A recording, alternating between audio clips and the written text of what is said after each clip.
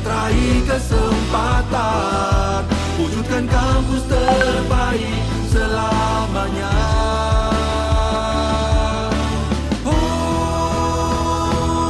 Mari bersama hadirkan masa depan dalam langkah dan pikiran agar selalu terdepan, berbekal ilmu dan jiwa pengabdian.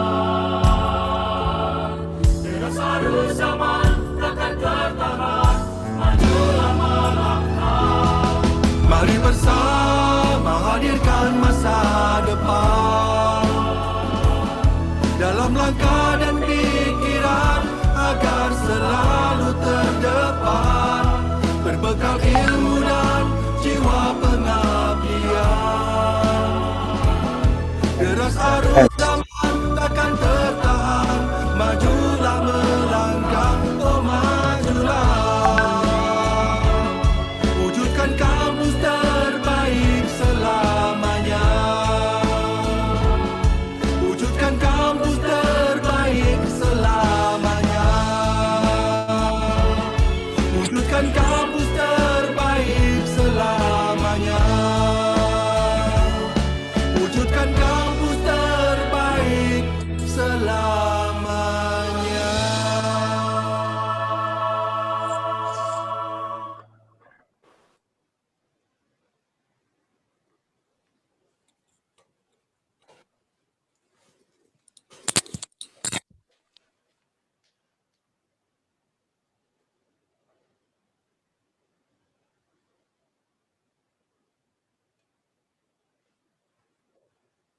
If you work in a team, you've got to try Monday.com. Go to Monday.com and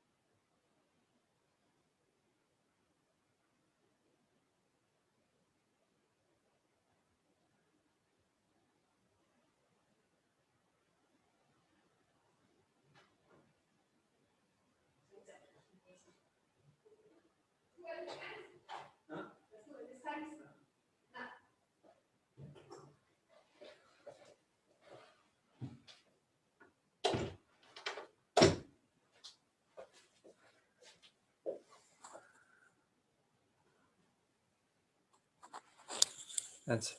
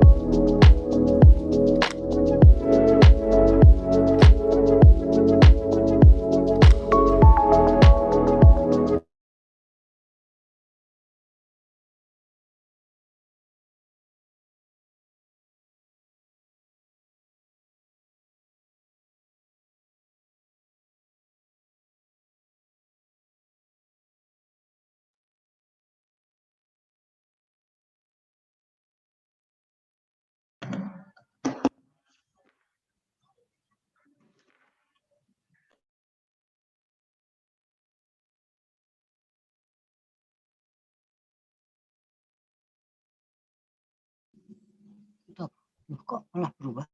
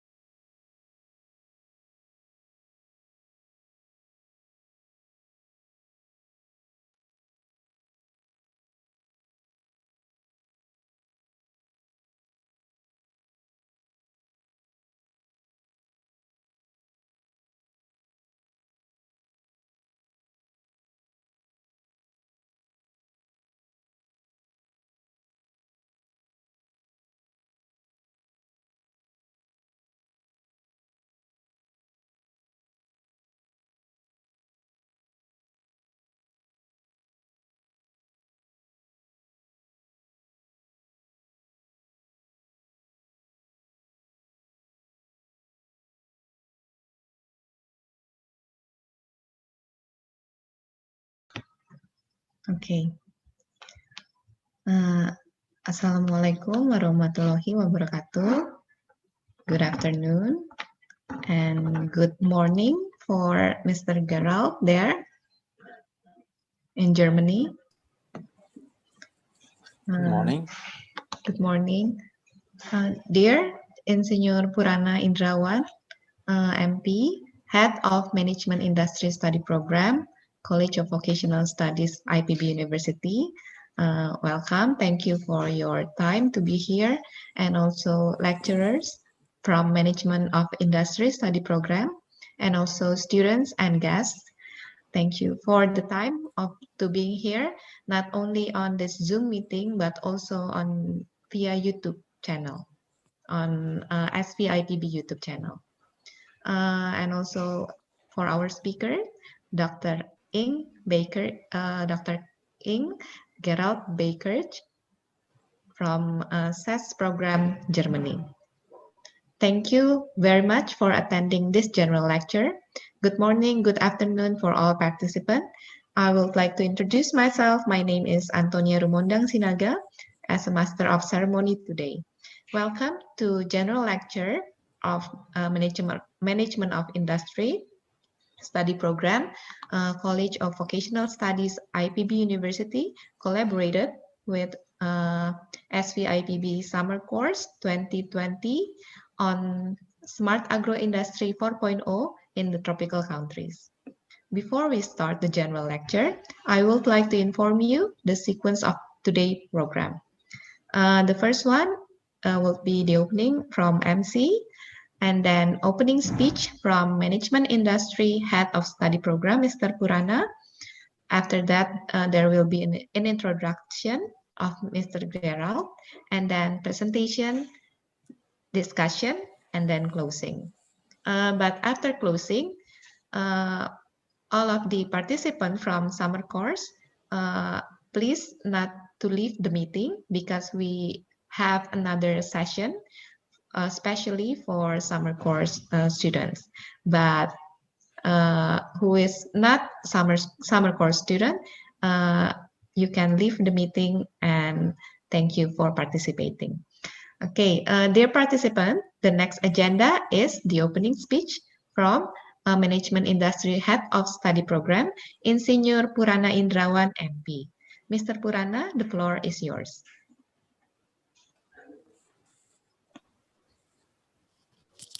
Okay. Can you hear my voice? Yes, very clearly. Okay. Bismillahirrahmanirrahim. Assalamualaikum warahmatullahi wabarakatuh. Good afternoon. Thank you to each and everyone of you for being here today. It's a wonderful place, wonderful time. I hope everyone is happy, healthy, and still optimistic in facing the COVID-19 pandemic situation. Okay, thank you to present lecturer and student of College Vocational Study IPB University, and student from several countries, from Philippines, yeah, and my Philippines, Singapore, and another country. Welcome to IPB University. And also honorable to say thank you to our speaker, Dr. Gerard Beckert from German. Dr. Gerard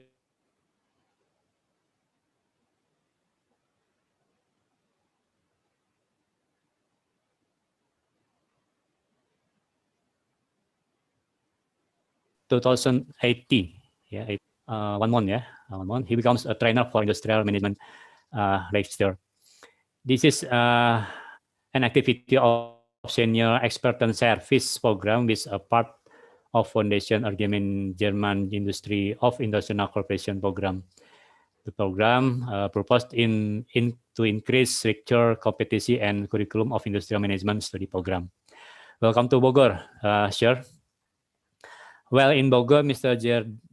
Gerald or Dr. Gerald has an Indonesian nickname, namely Mas Gerald. His friendly nickname. I would like to express my appreciation to Summercourse Tax for Sekolah Kelas IPB who organized this event going well. We hope the series of Summercourse event took place successfully. Today, we are listening to Dr. Gerard presentation in an online class with the term Smart Agro Industry 4.0, especially with regard to industrial management science. With his competence and experience, we can get something very valuable from his materials presented. So I want to everyone present in this room to pay close attention to hear what Dr. Gerard has to say. Finally, what we got to get today, we hope can be useful for the future. Thank you for your attention. Enjoy your time. Wassalamualaikum warahmatullahi wabarakatuh.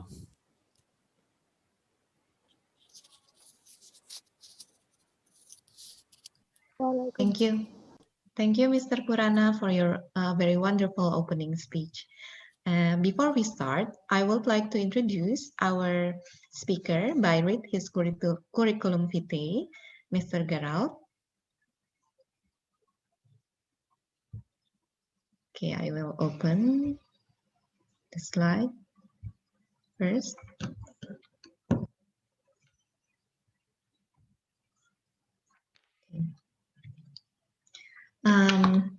Mr. Gerald Beckert, his professional background is from factory consulting, Herxheim Amberg. I'm sorry for if I'm mispronounce it. Management consultant and project manager industrial engineering from 2017 until today, and also from GE Power AG from Mannheim, senior advanced manufacturing and new project manager from 2011 until 2017, and also at Alstom Power GmbH, also in Mannheim, as Director of Industrial Process Manufacturing from 2007 until 2010. His education background is from 1981 until 1987, is from Engineer University, Zwickau, IFA, Motorenwerk, Nordhausen, graduation in ergonomics or labor organization. His doctoral thesis is Design of Activity Structures with Collective Self-Organization in Assembly Lines for Mass Production. And also on 1975 until 1979, he graduated from Technical University, Dresden, graduate engineer in electrical engineering and ergonomics. Okay.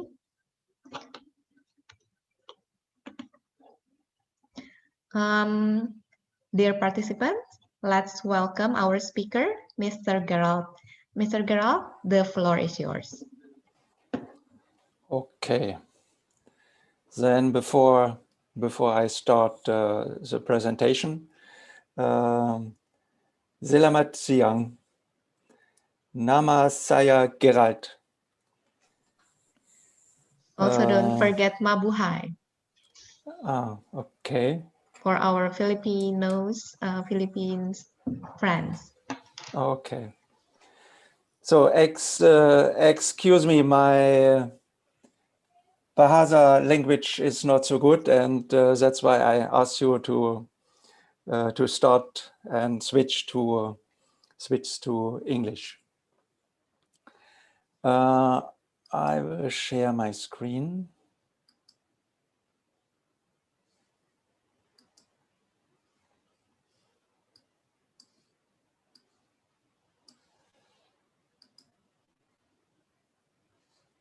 So, can you see my screen now? Yes, sir. Yes, sir. Okay. Okay. Yeah, I remember 2 years ago, I had the chance to be in Bogor locally, and it was more or less at the same time in October that I could do a lecture related to Industry 4.0, and I feel pleased that I can do 2 years ago, 2 years later, to jump to agro-industry 4.0. And related to your education as industrial management students, I guess, or I believe, there are a lot of opportunities to manage the challenge of agro-industry 4.0 as well.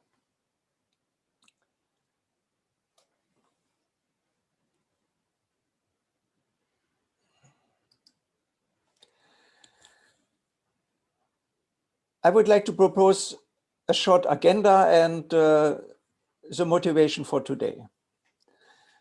First point, introduction to the speaker was already done. And I would like to hand over to some reminder of our industrial management education. Remind a little bit what means Industry 4.0 as a starting point for agri-industry 4.0. And I found a lot of challenges which we face for agro-industry 4.0 today. And I would like to sort out a small area of this whole topic and concentrate a little bit about food supply chain. And this is the main lecture to this point for the whole auditorium. And after a short break, we will do some exercise discussion with the Summercourse student. And what I would like to try is to combine some theory which is needed to understand a little bit the topic.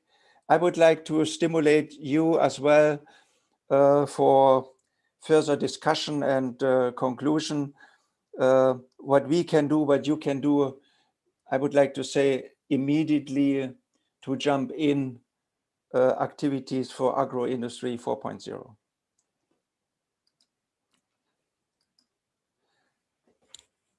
May I remind industrial management knowledge. And you see on the right-hand side what I called, or what I learned during my working time, Industrial engineering is a great job, to be an industrial engineer, because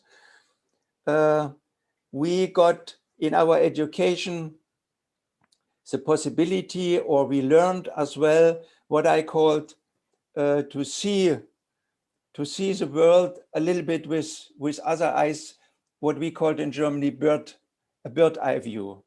Means not to concentrate only on small things, small topics.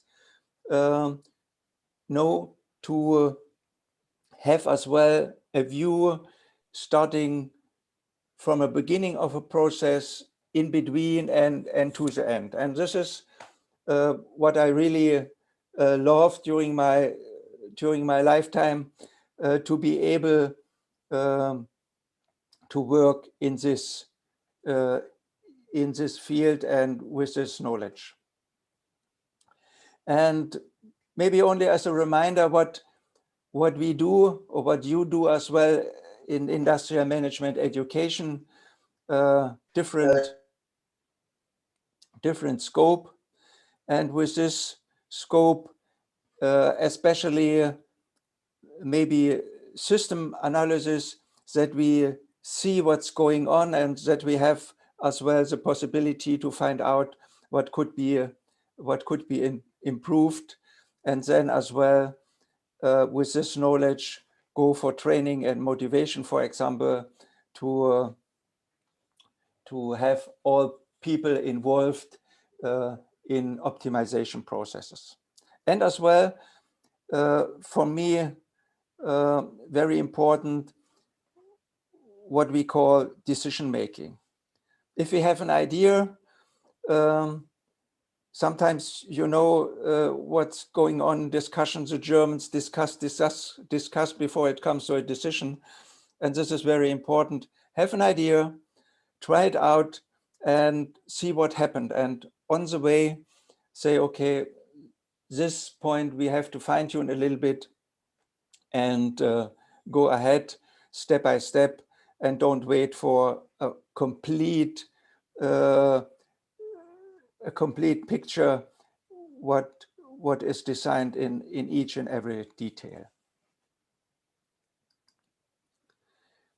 A question in between. It is okay with this speech, and or it's too fast?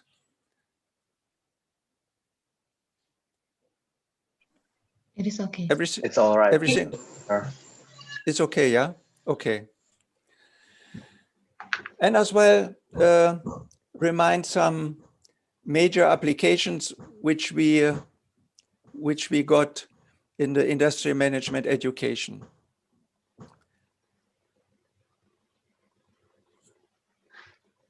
Mainly four topics, what we called pre-production planning. Means come to an idea how to organize the production.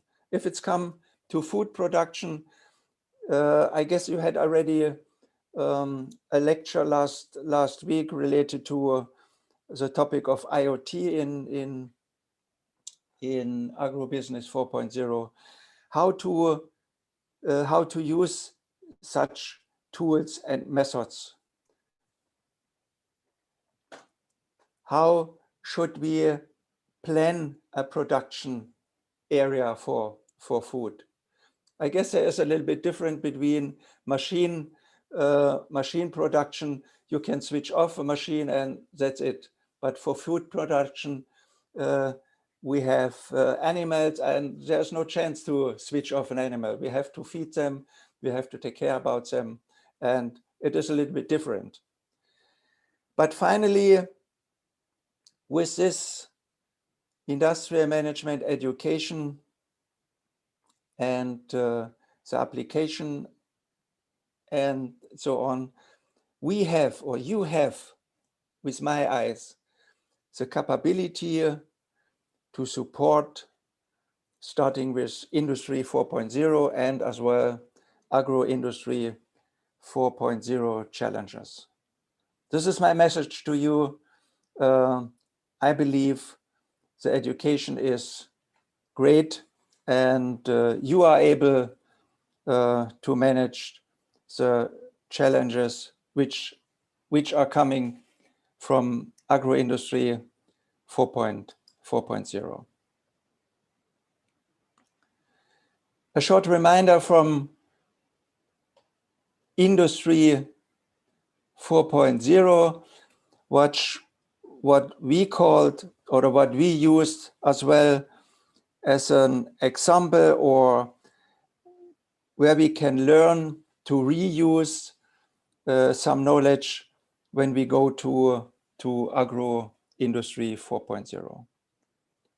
Maybe you know, or you saw this picture already, starting with industry 1.0, industry 2.0, 3.0, when it comes the first time to electronics and software, hardware use. And now we speak about industry 4.0. And I remember 2 years ago when I was in Bogo, we had a lot of discussion and as well some lectures related to this topic in combination with industrial engineering education.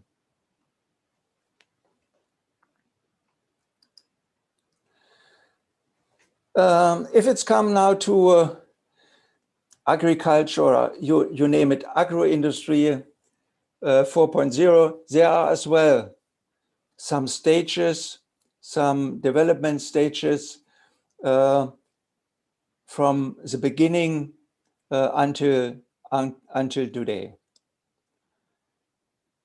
Food production is a little bit earlier than what we call industry 1.0, and because as long as we live, we have to organize food and beverage so that we can survive.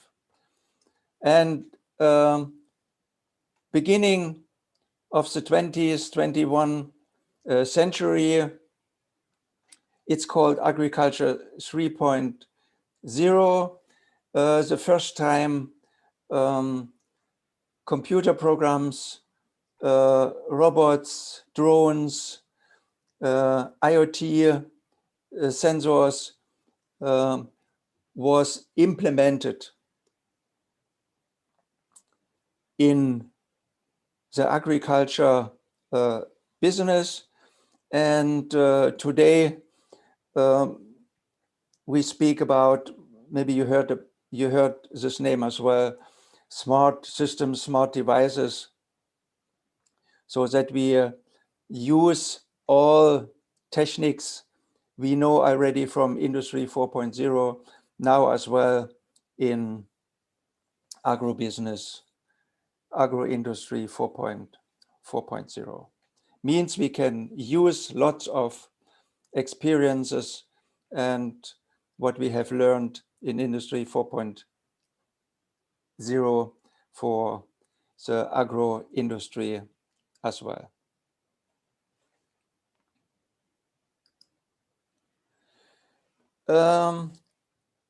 There is a big picture. I found it in a lecture from Bogo, lecture 3, Intro to Food Systems Thinking. Maybe you had it already, or you will see the slide later on. And for today, this big picture, I guess, is too big to cover all and every topic on this picture. I guess it takes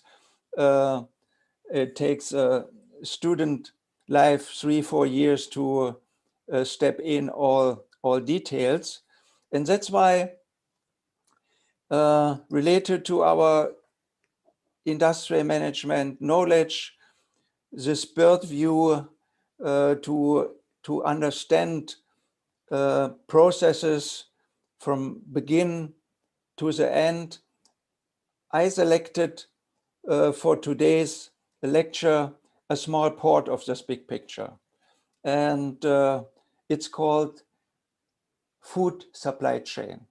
Food supply chain means we look from the start of this project where we produce the food on the field, and then until end of this supply chain when it comes to us as consumer, when we buy and eat the produced food. This small part I would like to concentrate for today. To see it a little bit more clearly, what I explained already, we're starting from producing the corn, producing as well animals. Then we go to what it's called as well in industrial engineering, processing and packaging. Then it comes to selling, to wholesaling, retailing, and at the end it comes to our plates, to us as a consumer or customer, that we can eat what was produced right at the beginning of this food supply chain. What we have to take in consideration as well is during this process, which takes sometimes days, mostly months and years, if we start producing in spring and go to harvest in autumn, or if we raise animals, sometimes it takes weeks for chicken, or it takes months, sometimes years, if we go for cow or big animals as well. So it means during this process, we have to take care, or we have the need to store in different stages the food, the products we have produced. For example, if it's come to a production, for example, of a pizza, then it doesn't make sense to transfer each and every pizza separately to a mall or to a store. So there is a rule behind, so it makes sense, for example, to transfer or to transport 100 pizzas together.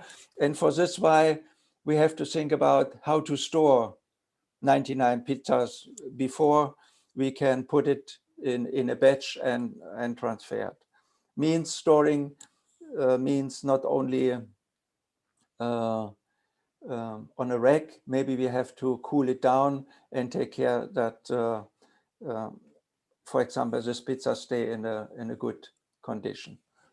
But with our eyes, storage means it at the end,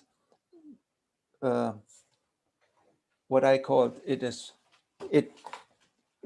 stored money, and as less as we can store products, as less as we have to spend money for the whole process. So means for this process, the goal should be, with our eyes, to have a minimum storage. But without storage, my experience is it doesn't work. And on this side, on the bottom, I come later on as well to this topic again. You know, there is a lot of waste in the food supply chain.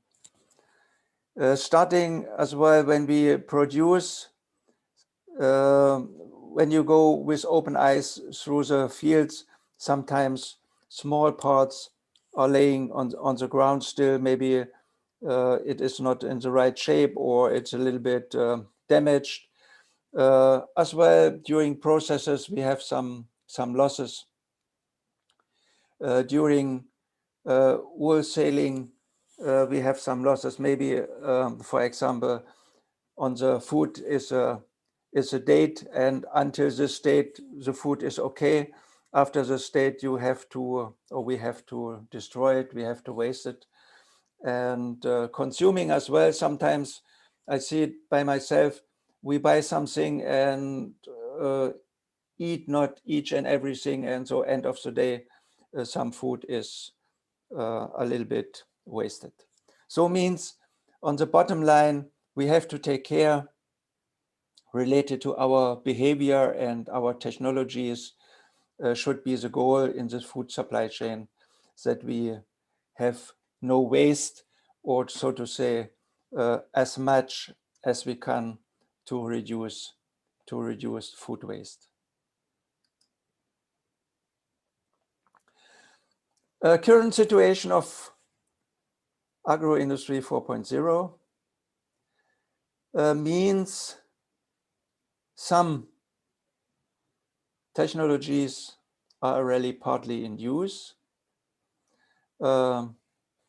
Sensors for temperature. We use already cloud technologies to have control about supply chain. And when I was in Bogo, we visit Belfood industry, and they explained 2 years ago already that they know where each and every truck is on the way to take care that the chicken nuggets come fresh to the mall, to the customer. And this is a nice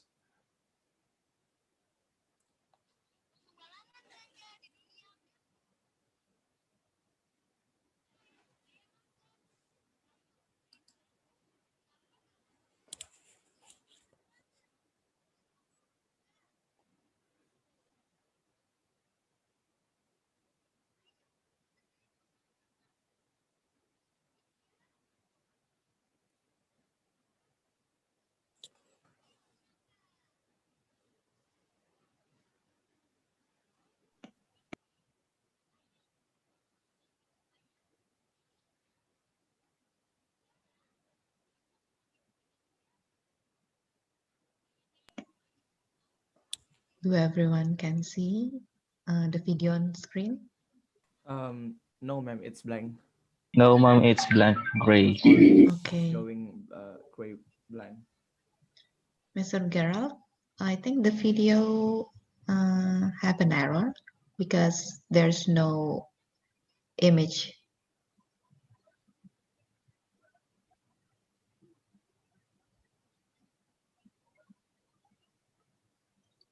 Mr. Gerald, there's no image shown on the screen. It's a blank gray canvas. Can you hear me?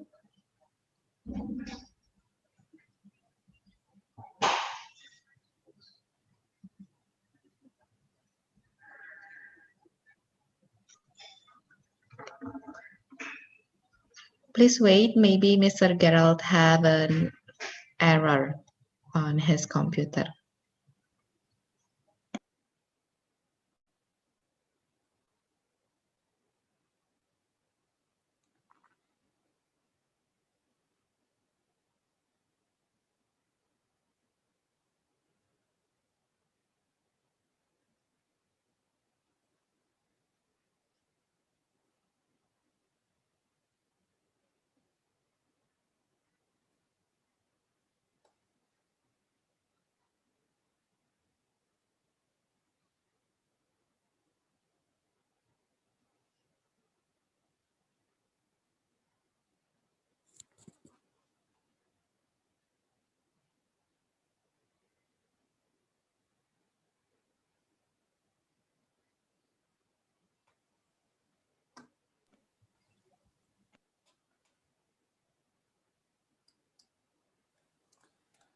I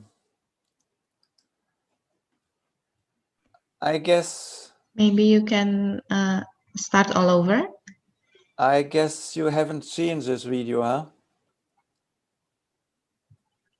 Okay, it can be seen right now. Yeah, I guess you haven't seen this video. Yeah, I think there is error happened before. Okay, then I will try it again. Bildschirmnutzung. No, stop. It's still blank, Mr. Gerald. Okay, yes. Maybe you can stop share screen and start all over again. Start the share screen, restart.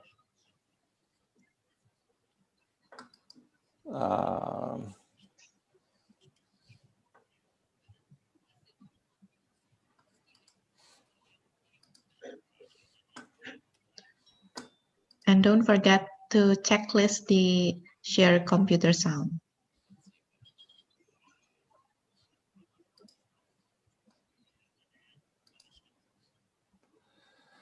Oh la la.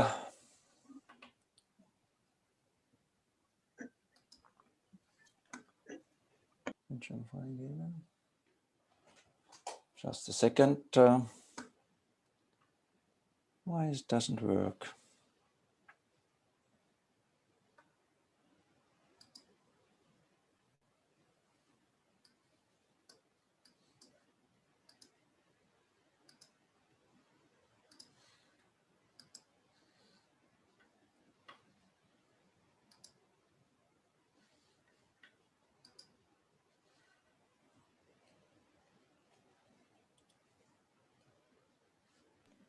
May I help you share the Yeah. video for you? Yeah, Okay. please.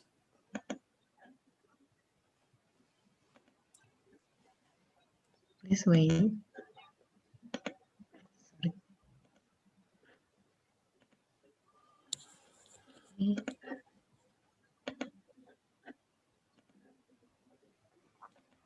Di dunia barefoot. Hai, saya Rangga. Rangga mau cari tahu kenapa barefoot chicken nugget ini enak banget. Kalian mau tahu juga?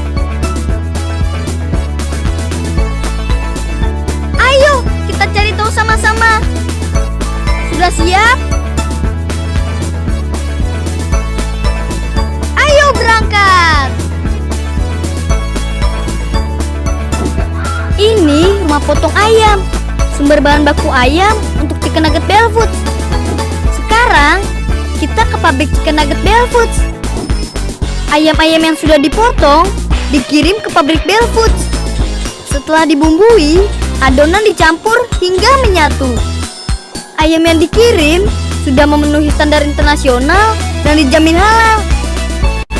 Kemudian nugget dicetak. Lucu-lucu ya teman-teman, macam-macam bentuknya. Lalu nugget barefoot diberi lapisan tepung, dilanjutkan dengan taburan tepung roti, kemudian dimasak. Kelihatannya enak ya teman-teman. Chicken nugget barefoot dibekukan menjadi minus 18 derajat Celcius. Sekarang chicken nugget barefoot ditimbang dan dimasukkan ke dalam kemasan. Di sini chicken nugget barefoot disimpan dalam ruangan bersuhu minus 18 derajat Celcius untuk menjaga kualitasnya. Dari tempat penyimpanan, chicken nugget barefoot dikirim menggunakan mobil khusus ke toko-toko dekat rumah kita. Sekarang, Rangga mau beli chicken nugget barefoot di Belmart. Yum. Rangga mau chicken nugget barefoot yang mana? Rangga mau yang ini, Bu. Sekarang, Ibu sedang memasak chicken nugget barefoot untuk Rangga. Jadi nggak sabar. Eits, sebentar lagi ya. Terima kasih, Bu. Udah dulu ya. Rangga mau makan chicken nugget barefoot dulu. Teman-teman juga makan chicken nugget barefoot yuk. Dah. Lezatnya cinta ibu barefoot.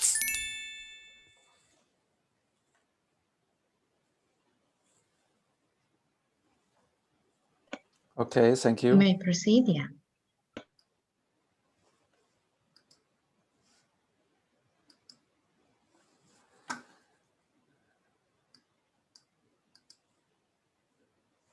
So sorry for this technical pen. Yeah, what I would like to show with this short video means at this time, Bell Foods or other food producer mainly taking care about the production itself. There was, or there is, or there was at this moment no real connection, online connection to the producer of the chicken and as well to the consumer in the market. Means sometimes you know it as well. You come to the market, to the mall, and see, okay, I would like to have chicken wings with spicy, and nothing is there. So this is what we can overcome in the future with Agro-Industry 4.0 technology and methods to have an overview about the complete food supply chain, beginning from production of the food until to us as a consumer.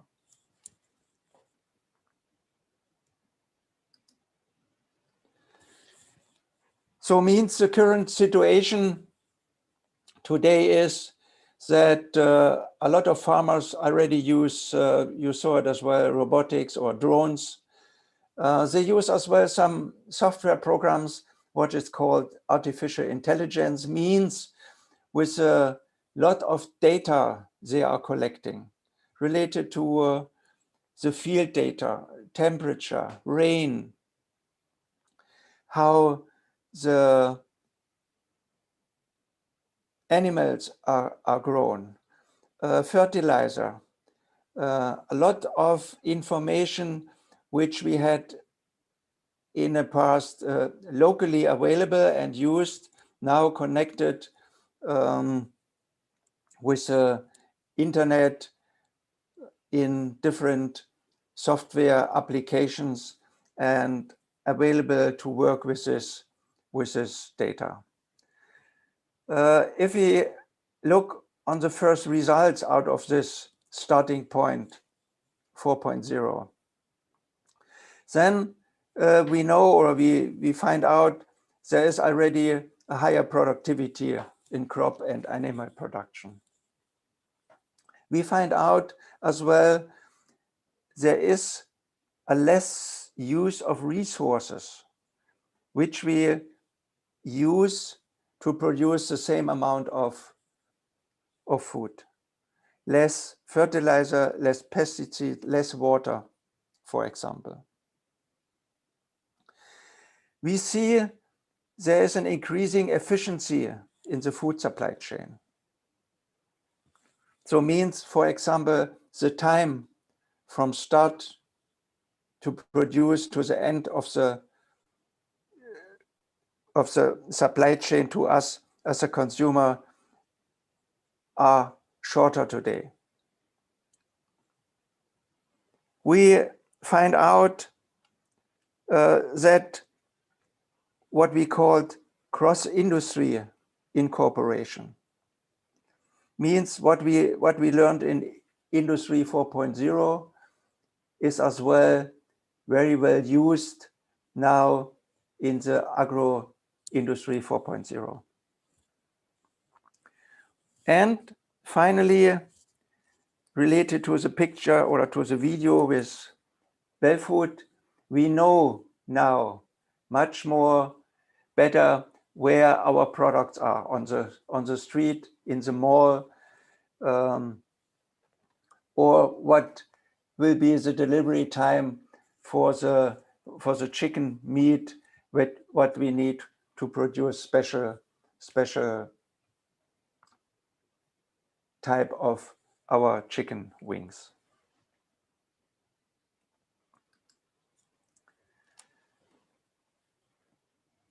current situation, for example, in Indonesia. What I found out, and maybe you saw it as well from university, there are a lot of ongoing activities. And one of the nice Agrobusiness 4.0 called MSMB Indonesia. There are a lot of information behind, and perhaps for you as a little bit homework in question mark, find out and see more in detail what's going on in Indonesia, in your home country. You will find the internet link on the lecture as well. But there are only two small videos which I would like to show you. One is related to hardware, to use drones as a sprayer, so to say. There is no need to spray on each and every area of the field the fertilizer or other chemicals. There is very dedicated possible to spray only on small areas and to reduce the usage of, for example, fertilizer. And let's see, maybe now I can manage by myself. I will see, no. Maybe Tonia, you could help. Oh, die Freigabe bitte, Freigabe wieder aufnehmen. Now it works, or? No. Tonia, could you help, please? There's no picture on it. Okay, I will share my screen now. Why it doesn't work?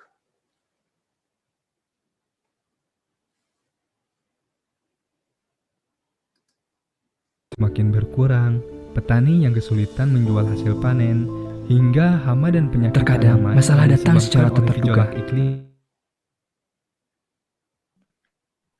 May you stop your screen? Stop your share screen first.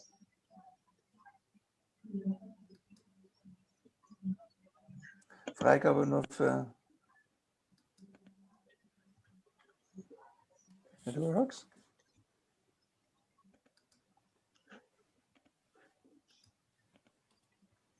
Okay. I will share my screen now.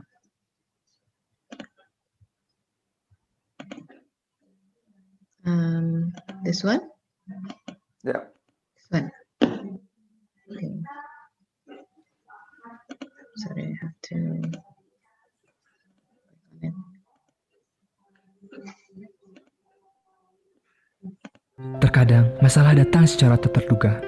Kita berusaha menyelesaikannya sendiri, tapi ternyata masalah kita cukup besar untuk dipecahkan seorang diri. Is it okay? The sound and pictures? Ritex hadir, membawa berbagai solusi, mempermudah kinerja Anda menggunakan teknologi pertanian, terintegrasi dengan aplikasi yang mudah digunakan.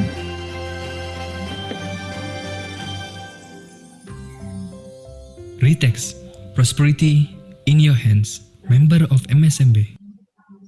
And the other one? And the other one, please, yes.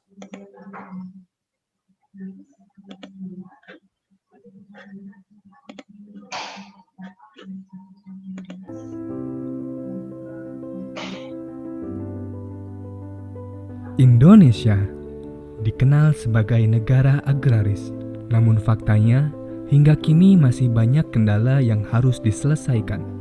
Masalah sumber daya manusia yang semakin berkurang, petani yang kesulitan menjual hasil panen, hingga hama dan penyakit tanaman yang disebabkan oleh gejolak iklim dan cuaca. Hal yang tidak bisa dikontrol dalam pertanian itu masalah cuaca. Jika tanaman kan kita sendiri yang melakukan, tetapi kalau cuaca kita tidak bisa menentukan. Terkadang karena masalah cuaca, jika salah penanganan, malah tanaman yang akan menjadi rusak.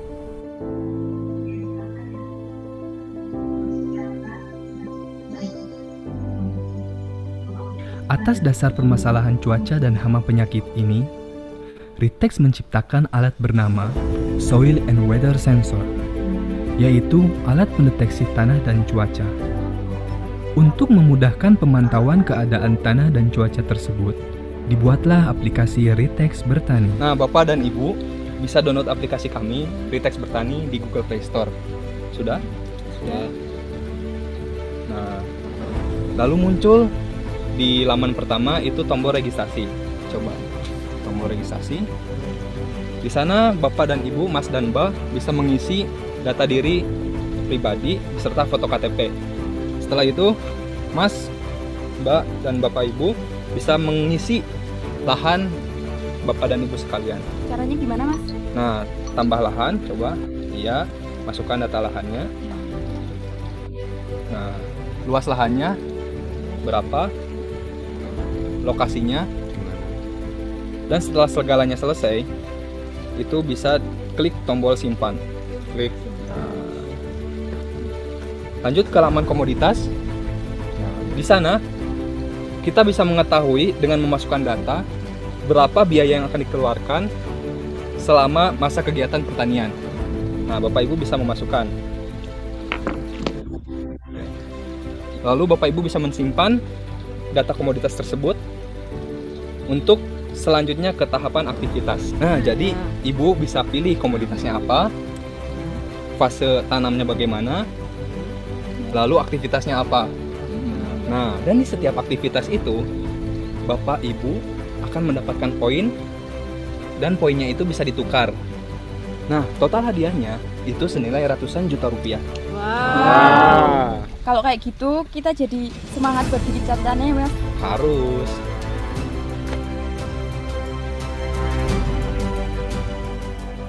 Ritex Bertani memunculkan notifikasi untuk membantu petani melakukan kegiatan pertanian yang lebih presisi. Konsep Integrated Smart Farming MSMB mendukung pertanian yang lebih tepat, hemat, dan cepat. Usai melakukan kegiatan, petani dapat melakukan pencatatan di aplikasi Ritex Bertani. Selain mendapatkan poin, hal ini akan membantu petani dan penyuluh lebih efektif dalam pencatatan kegiatannya.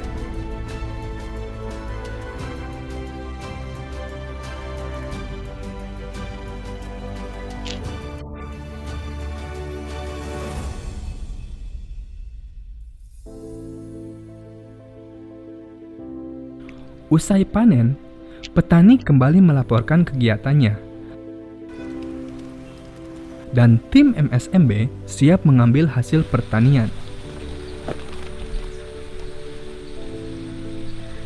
Halo Ibu, mau konfirmasi, apakah hasil panen yang Ibu hasilkan bisa kami ambil sekarang? Iya, Mas, bisa diambil sekarang. Baik, nanti tim kami akan ke sana untuk mengambil hasil panen Ibu sendiri.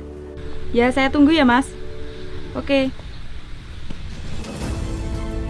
MSMB menjunjung konsep traceability, sehingga konsumen dapat mengetahui riwayat produk yang dibeli. MSMB, prosperity in your hand. Download Ritex Bertani di Play Store.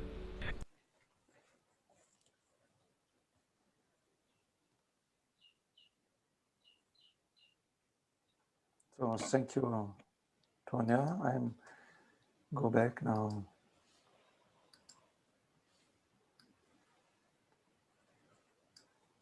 To the slides. Yeah. What we have seen is at least two examples. First was hardware, use a drone to reduce work from the sprayer directly, which is not a nice work to go ahead with chemicals.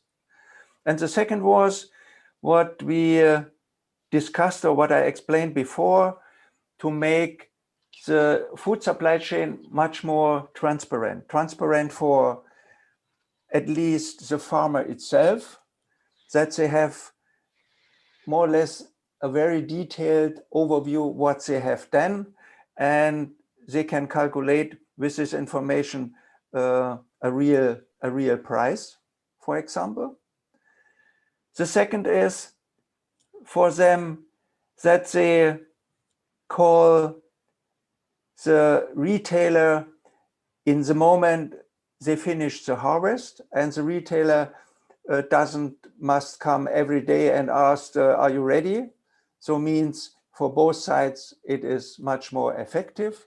And for us as a consumer, we know exactly this hot chili are produced, for example, from Tonya, and Tonya used no fertilizer. They used only biologic ingredient, and so we know this is a good food, and it is secure.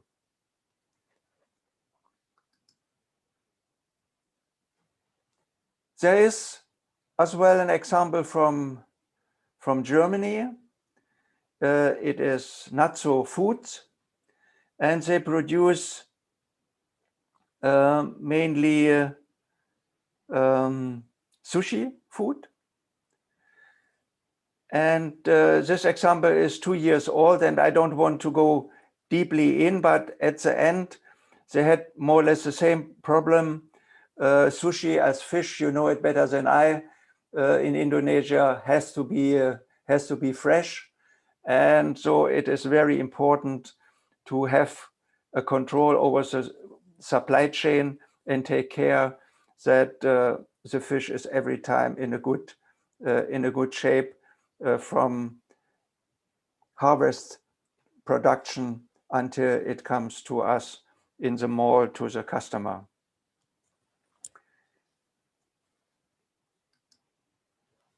And the business challenge for this example was that they would like to reduce the leftover stocks of sushi. Means they produce, and finally the market doesn't buy the food, and then they have leftovers, what means it is waste.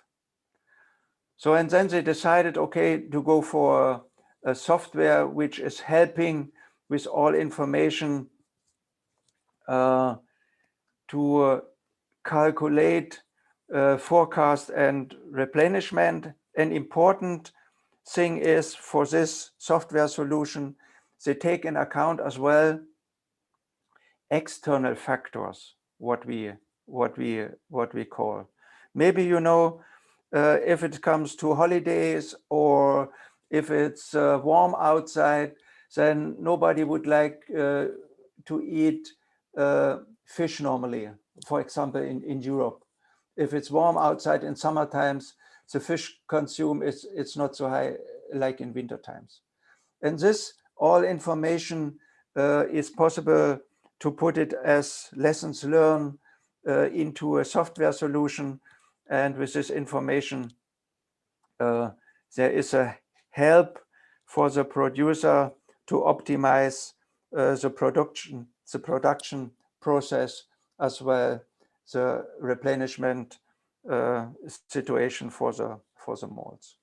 And the result was, for this example, they could really reduce the leftover stocks by 20%. And 20% is quite a huge number when it comes to food, because it is waste of each resources, food for the animals, water, working time to catch them, to produce sushi, and so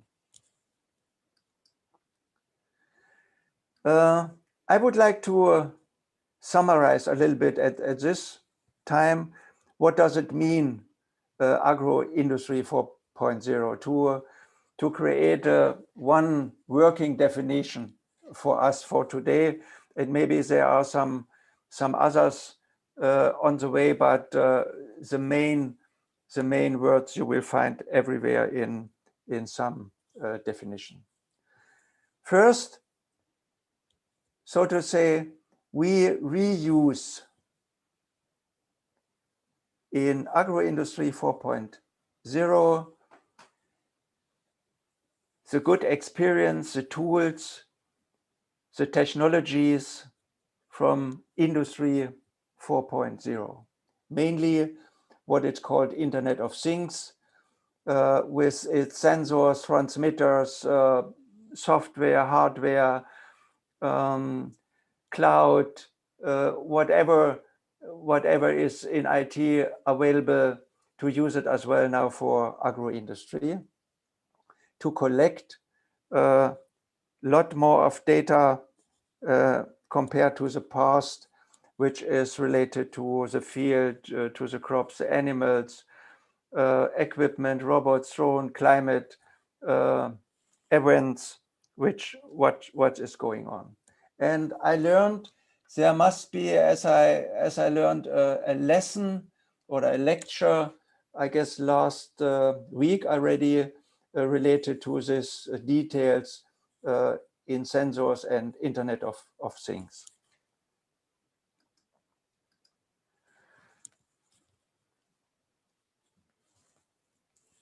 The second part of this working definition, I would like to call it is a evolution of precision farming. Means what we saw in the video before, there is a possibility to collect manually or as well automated a lot of data out of the food production process, out of the supply chain, and this data are available, and we can work with this data in different way. To combine it and see, for example, what I mentioned before, it is holiday, people stay at home and go more often to the mall and buy some food and have friends in summertime in holiday at home. And so the usage of different foods is different compared to other seasons of the year, for example.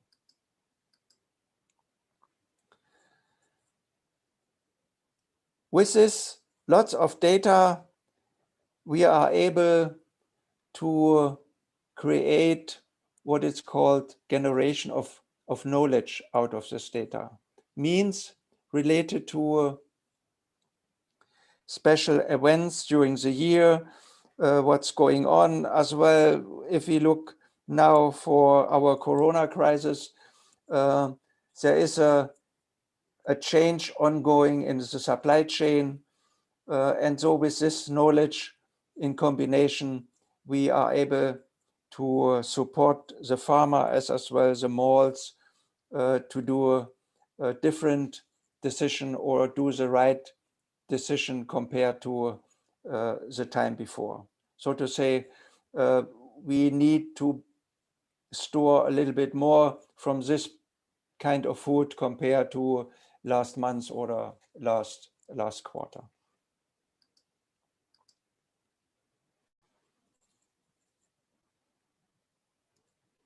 Point number 4, what we called Agro-Industry 4.0, breaking the boundaries of single farm enterprises. Means now we look, or we are able to bring all partners, all participants of the food supply chain together to make it transparent what's going on. Starting from producer, we have transport, we have distributor, we have retailer, and at the end, we as a consumer at the end of this food supply chain.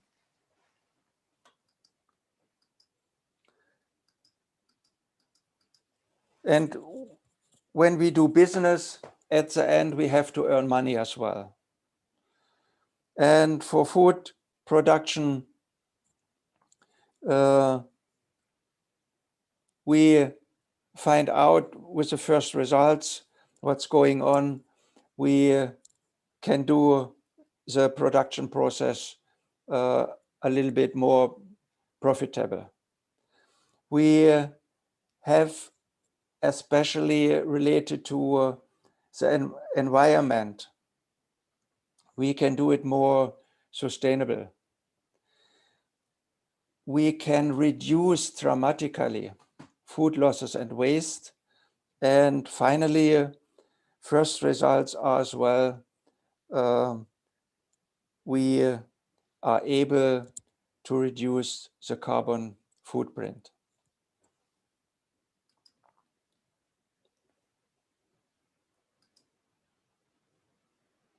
Why I would like to mention it in this way?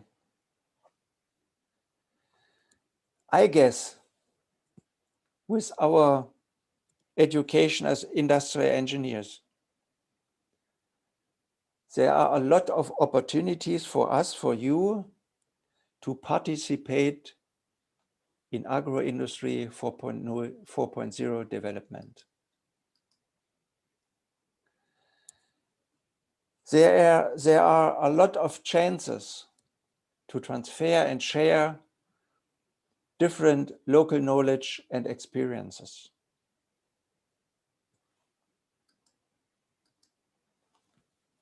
And what I think, there is no need to wait for external initiation in question mark. Means we can start to jump into the game with your industrial management and agriculture basic knowledge.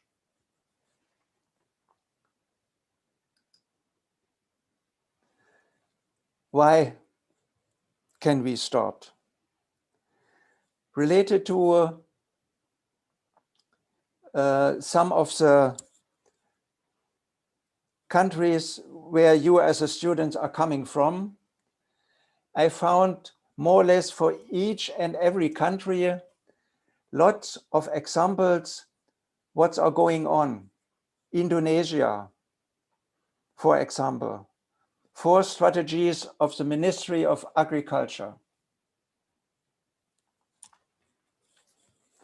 Related to your country, so to say, extensivation of swamps, organizing local food supply, building food granaries at each regional level, and 4th, as well, to concentrate on modern farming approach or smart agriculture. So means there is the willingness and the strategy, yes, we would like to go in Indonesia for agro-industry 4.0. And I found as well for your university in Bogor, they start a test, what they call smart farming, and you will see it locally. There are ongoing activities directly in your university to support the industry agro-industry 4.0 activities.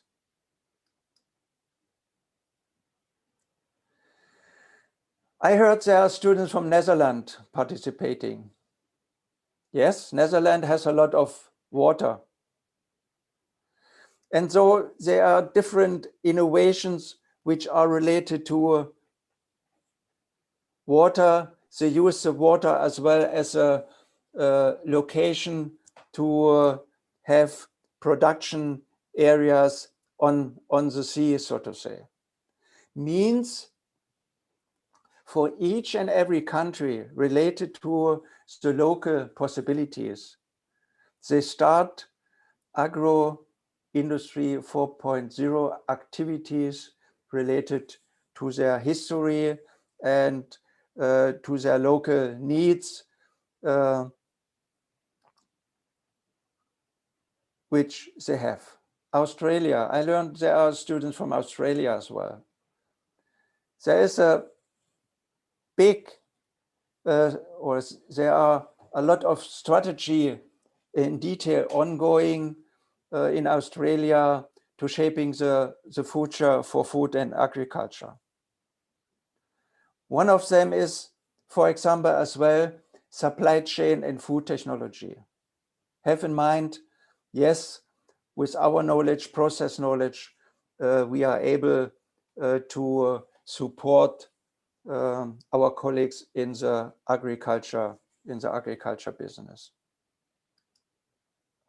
Philippines, students from Philippines, for example. In your country, maybe you know it already, or the first information.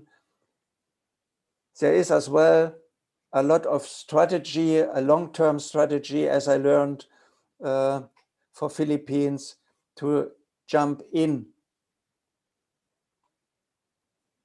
the agro industry 4.0 area. Today, which we face phase number 2,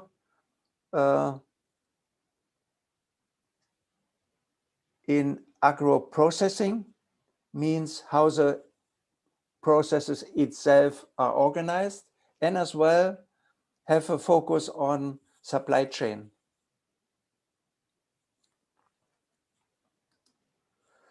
Thailand has a big 20 years strategic plan. On the one hand side, and related to this 20 years strategic plan, there is a Thailand 4.0 strategy for agro-industry, smart farming, technology, advanced technology integration. So as you can see, there are lots of initiatives to be part of this development. Malaysia, agriculture 4.0 in the middle, different technologies which could be used, precision farming, mechanization, automatization, Internet of Things, blockchain, robotics, 5G as a standard to interact with each and every device, machines, and so on. What I find more, Japan, more or less related to fish industry.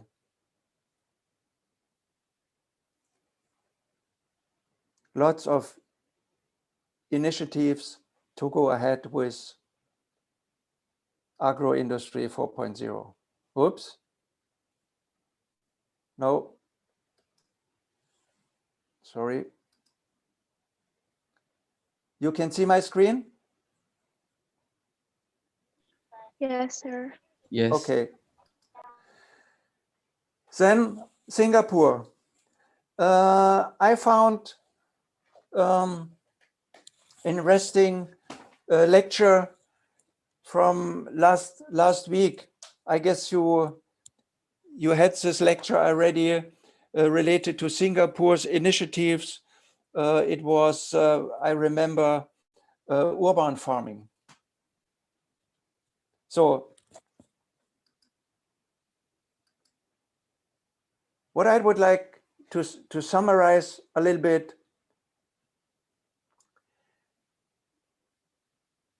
agro-industry 4.0 technology methods and tools are worldwide in use, but or related to country specific conditions. So means we in Germany, we do not have a lot of water, so we do not concentrate for agro-industry 4.0 for fishing. So we concentrate on animals and crop, for example.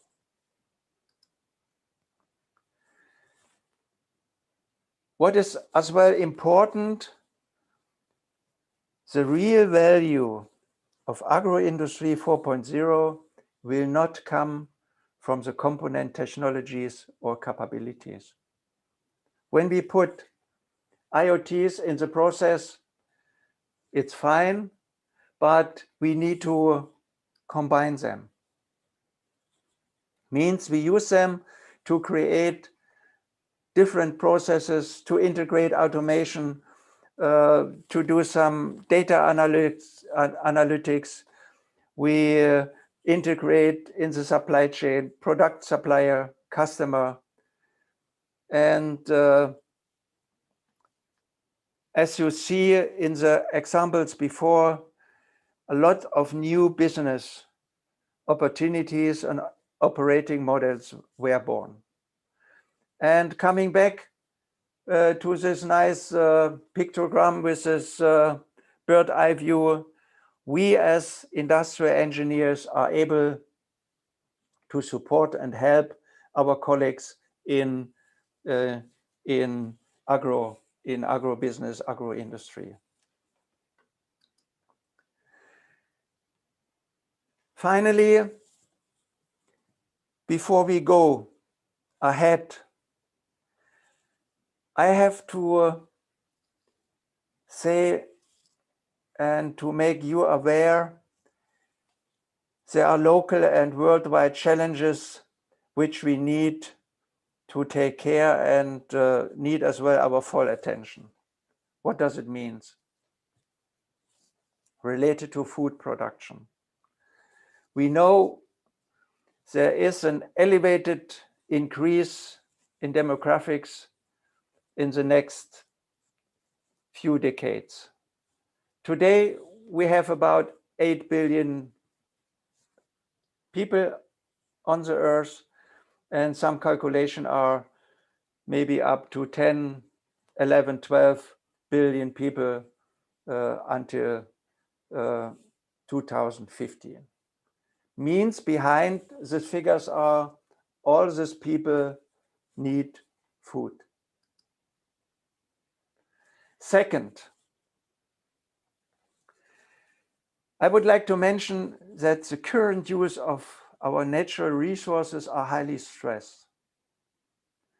There is what we call KPI, or critical process indicator, in food, in agro-industry, in food production. They call it Earth Overshoot Day. What does it mean? We use resources from our planet, from our Earth. And the Earth is able to regenerate all plants for itself. And very critical is, in this year, middle of August already, we used all resources, all natural resources from our Earth already. Means in 2020, we used 1.6 times faster our resources than the Earth, our ecosystems could regenerate for itself. So coming to this 1970, we used, so to say, the natural resources from one Earth. And the Earth were able to regenerate for itself the whole natural resources. If it comes to the future, 2030, we use, or we will use 2 times the resources of our Earth. And somebody should explain to me what will going on if we use so much resources and our planet, our Earth, is not able to regenerate its resources for itself. I have no clue. Third point, which we have to take care. In the last 50 years, we doubling our greenhouse gas emission, and especially food production produce as well a lot of greenhouse gases. Means if we can do it differently or with higher productivity, we will immediately reduce as well the emission of greenhouse gases. Point 4. This year, as we can see, pandemics or such kind of crisis shorten immediately the availability of our resources, interrupt or destroy supply chains. Means if we need crop, what we, for example, in Germany have to import, and there is no chance that, for example, Asia or America could produce, then we have to think about, is this business what we are doing with raising animals still the right business?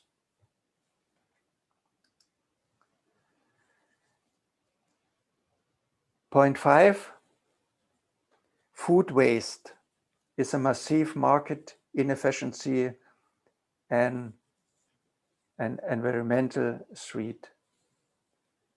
I get shocked when I saw these figures.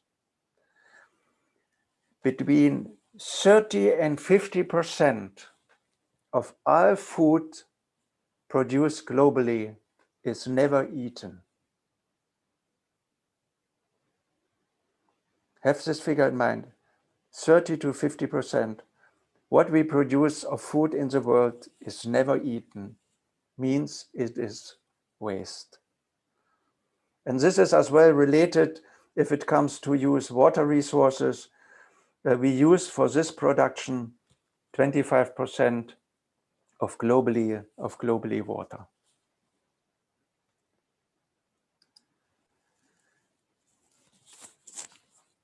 And that's why I'm coming back to my idea to concentrate today and as well in the future about our food supply chain.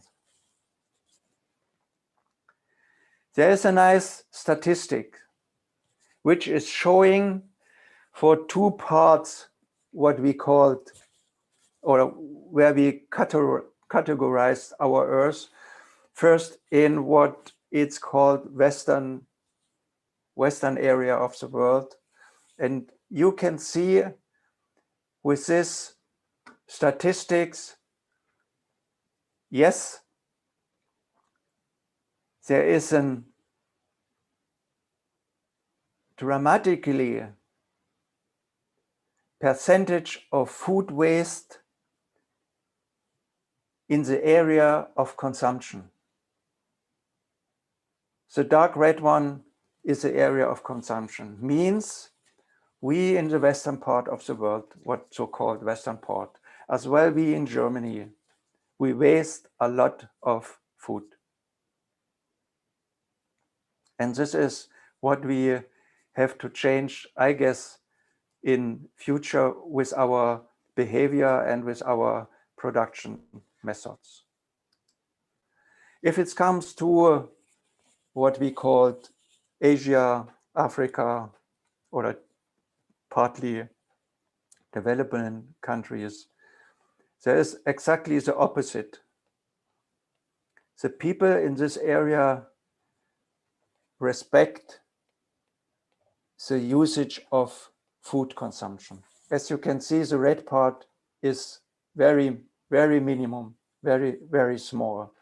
Means the value of food, to honor the value of food in this area of the world is much higher than in the so-called the western part of the world.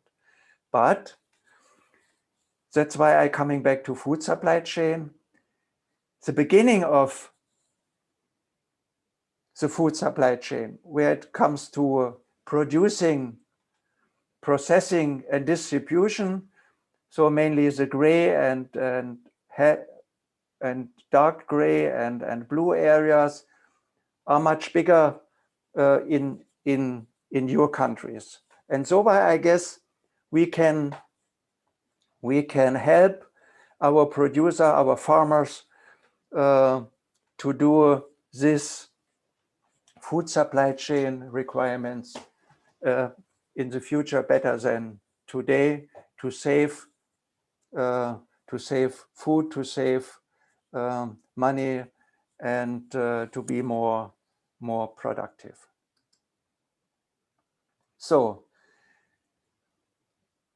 when we sum this information, what we learned, we have demographics development to more people on the world. We have a lot of influence from climate change.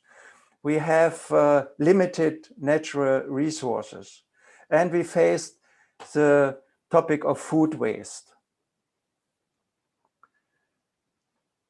And come to these figures below, that in average, or in sum, 3.5 billion people are related to hunger, extremely poor, and has as well some problems to get the right food for their health.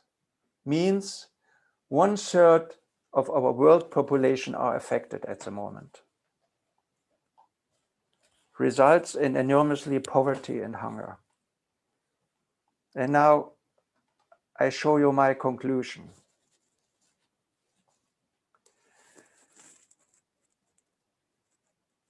One third of produced food is never eaten, was the figures from some slides before. 1/3 of the world population are affected from hunger and less food. My conclusion is there is enough food for all people worldwide, but it is wrong distributed. And for this, I guess food supply chain optimization is highly requested.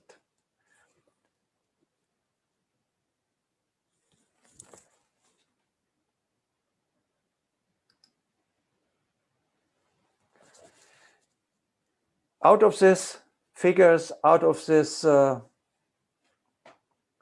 beliefs that we have to do something, for me are two questions. How do we produce food in the future, on the one hand side, and how do we behave as consumer furthermore?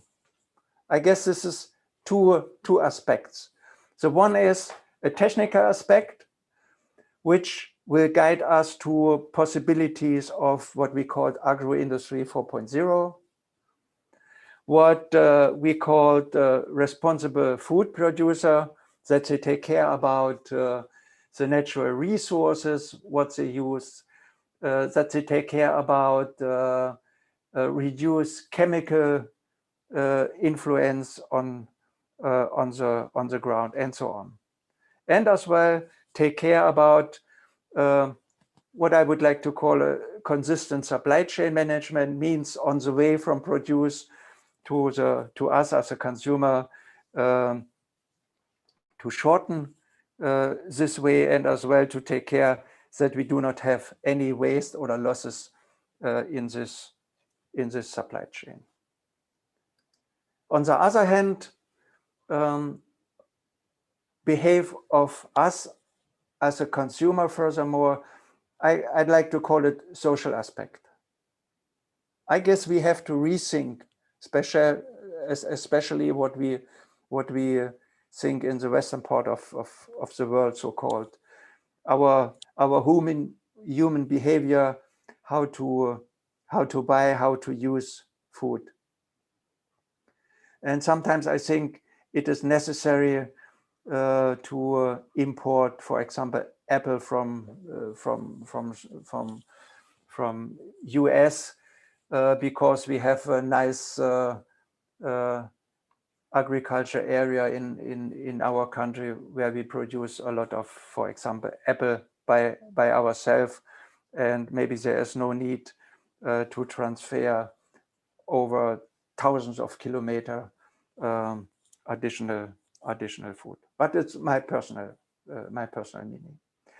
We have to rethink as well food marketing. I can speak only for my country. There is a lot of marketing, which means cheaper, cheaper, cheaper. Compared to, I have relevance, my daughter-in-law, she is from France, and there is a big difference between Germany and France related to marketing. French say, okay, we spend a little bit more money for our food and buy regularly food from the local supplier. And there is no need to have 5 times meat, 5 times meat in the week. It is as well okay to have it 2 or twice time. So means as well to influence our behavior related to marketing, concentrate on food which is produced locally, which is related to take care about our earth resources and so on. And I guess we have in this social aspect to rethink political framework, to support, for example, a producer which are producing what we called related to biological production methods, for example. This is what I guess is a possibility from one hand side to have a technical aspect, but on the other hand as well more and more important to remember our social responsibility. How do we act as a consumer? Finally, and coming shortly to the end, I would like to show you as well a very nice video, which is showing what I called, or what they called in idle food supply chain, how it could looks like in the future, and how some of the companies on the world are already use this possibilities. And this is a example from they call it, or the company calls Avery Denition Fresh Marks, and is located in California, United States. And maybe Tonya, you could help me again Yes. to open Okay. this video. Thank you Okay, very I much. will. So I have to stop my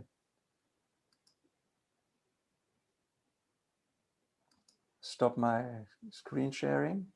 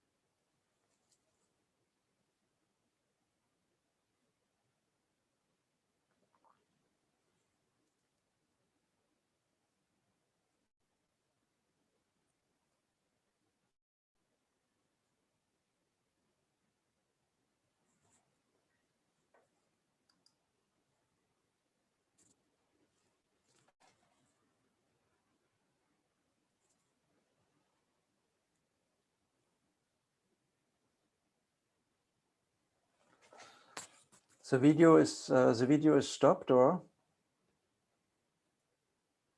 Okay.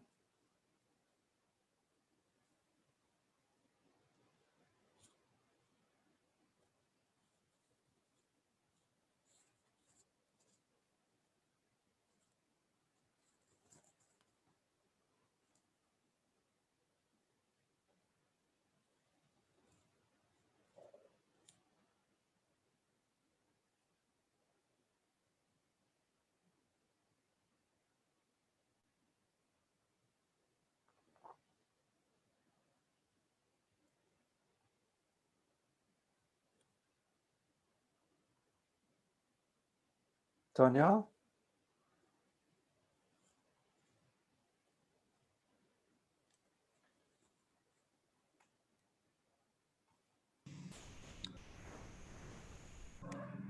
Halo Gerard. Hello. Ich bin Doni. Hi. Hi, Tony. We Are you? lost the track to Tonya. Out of our forum. I think there is a problem with internet connection.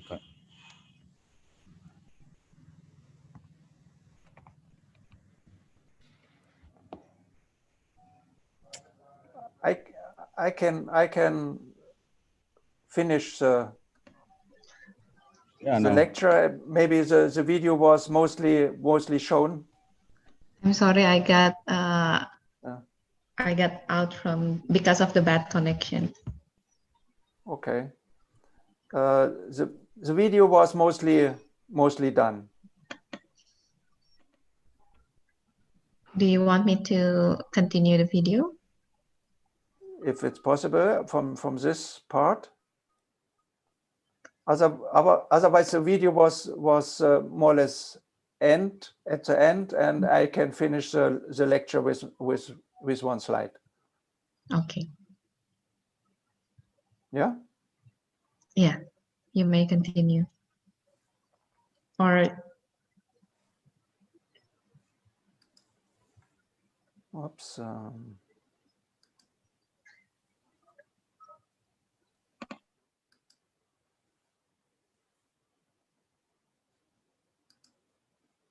So, schon freigeben.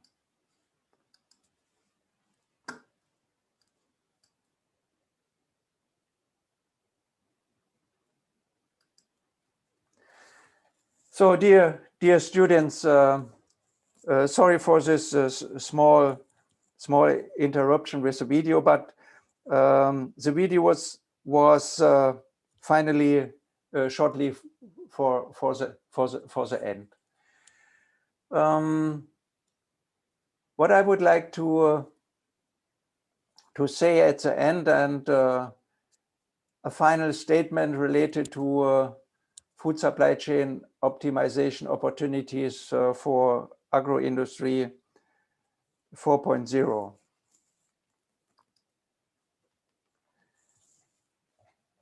What we have seen, what we have learned, mostly all technological solutions for implementing the opportunities 4.0 in agribusiness are already available.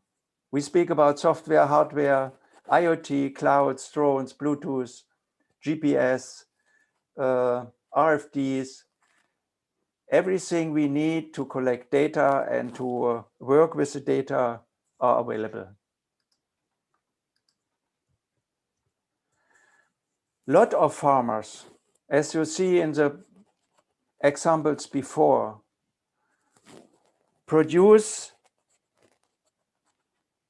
already a lot of data which they think are useful for running the agribusiness.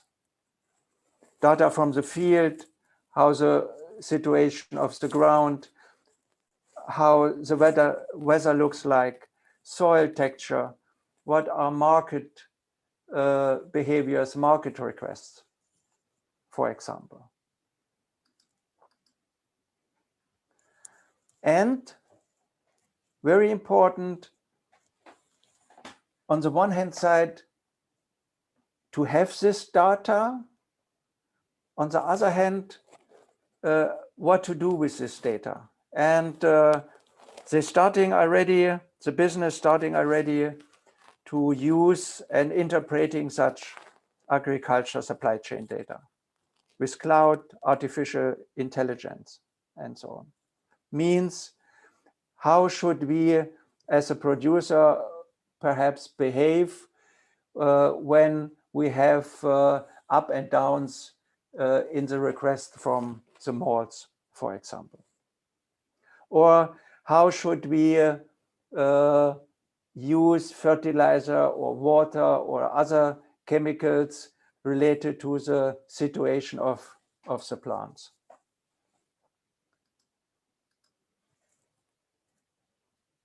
What important as well, we saw there is a need to interact between us as humans and the agriculture machinery.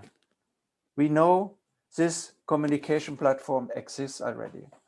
PC, mobile devices, 5G network, international supply chain network, which exists already. So means there is a communication between us and the technique is available. What we saw as well, to use new technologies. I guess it's important to think about that we do some trainings, qualifications for the farmers, for technicians and consumer as well. What are the possibilities, what we can see as a consumer when we read the ticket on the food.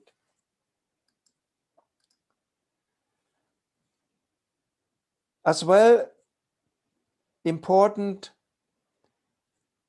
what I guess is needed furthermore, that we do or that we have a structural and legislative willingness. So means we as a consumer will behave in the way what I explained before. Some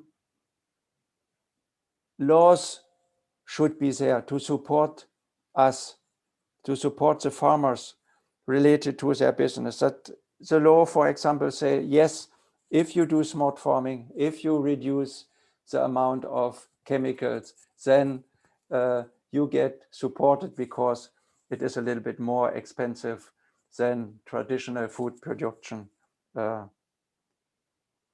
today. And finally, we have to have in mind that worldwide challenges occur.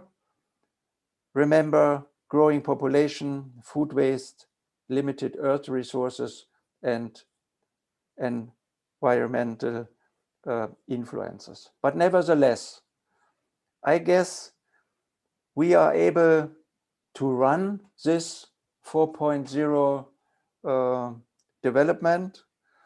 And I would like to finish and say thank you very much for your attention, that I had the possibility to spend 2 hours with you and had the possibility to make you aware of some small topics when it comes to agro industry 4.0. Terima kasih atas perhatian Anda. Thank you, Mr. done. Gerald. I'm done. Thank you, Mr. Gerald. And your bahasa is getting so much better. Thank you. Thank you very much for a very interesting and insightful presentation. For participants, if you have any question, you can chat in the chat window, or you can ask the speaker directly by click the raise hand symbol in your screen. And maybe we can start with Mr. Don Yusri. Maybe you can say a warm hello because you... I miss so much my friend Gerard. How are you, Gerard? Yeah, Hey. just a second. I have to go out from my presentation. Yeah, now I'm here. Yeah. Hi, Tony. Hi, Gerard. Wie geht es Ihnen? Good. Mir geht es gut. I'm fine. Yeah, 2 years. Yeah, 2 years. We have not seen each other. I think 2 years. It is a 2 long. years. It was more or less exactly end of October when we did this Industry 4.0 lecture and meeting with the students. How are you? When I got the invitation from Tonya, I thought, okay, I can fly to Bogor again and do it locally. But now it's fine as well. Now we can see each other. Mr. Garrett, I think your presentation is very interesting. I'm interested in your presentation. I'm going to my question to you. This is a very high level presentation. I don't know. Maybe this is a lot of students and level 1. I think that they understand what you present today. But ich habe eine Frage für dich. Yeah. Then I forget which number the presentation, but there are 4. I think there are 4 for the prediction: demographic, climate. What else? Demographic, climate, resources, Earth resources, yes, and at least waste, food waste. Okay. My question is, do you think they are still working? Because now we're having a problem, bigger problem. We're facing a pandemic problem. Yeah. On the world, I think. Yeah. So everyone stay at home. Yeah, even it is a farmer. Maybe they are forbidden to go field. Then there is a big impact for the produce, how to produce the food, how to manage supply chains and each other. Do you think this is still working? Because maybe we can put one more, the problem: demographic, climate, resources. Yeah. And so I think if you agree with me, pandemic. Yes, I guess I put it already in. It was a discussion with Tonya as well, that we don't forget, so to say, extreme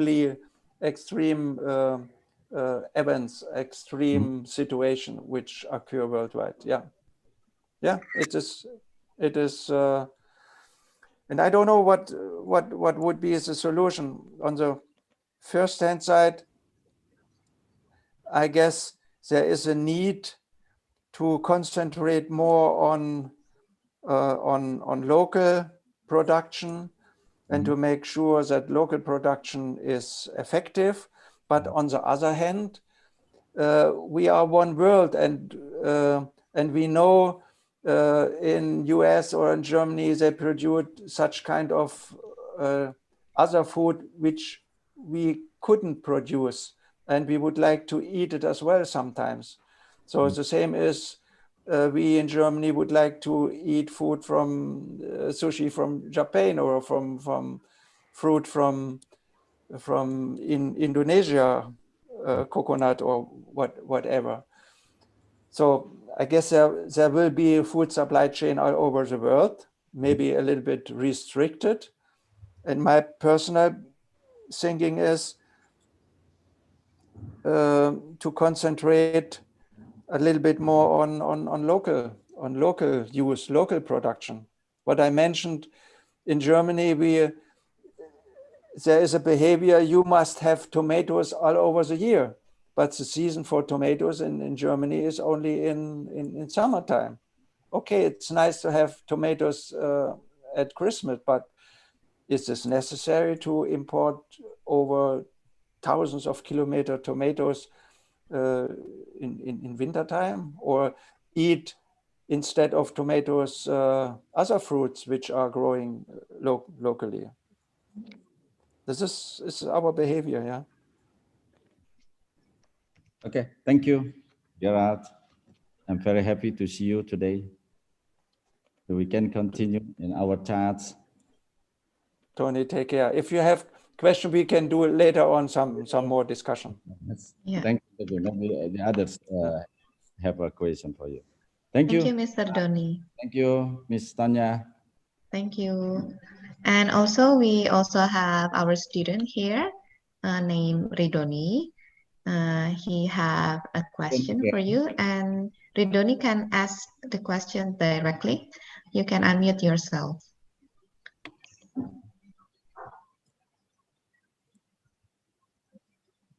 Yeah, I hear. Rudoni is still muted, as I can see. Yeah. 181 is. Ridoni?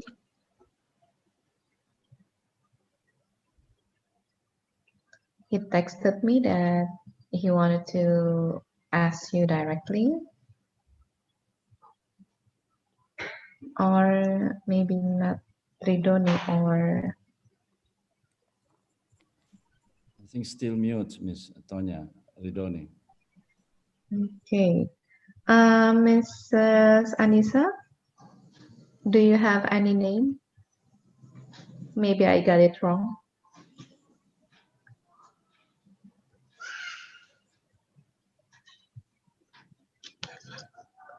Who is the name of the student that want to ask directly?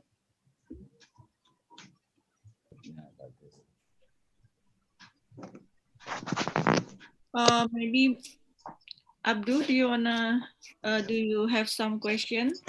Muhammad Abdul.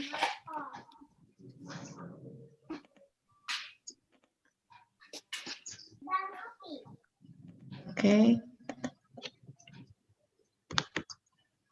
Abdul, you can unmute yourself. Can I have a minute, ma'am?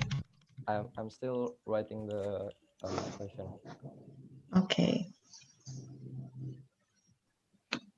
Tonya, your hair very nice, Tonya. Thank you, Mr. Doni. It's new, is it? New one, yeah. Still waiting everyone to put a question. We can talk each other with Gerard. Yes, or maybe the students from Summercourse program can ask.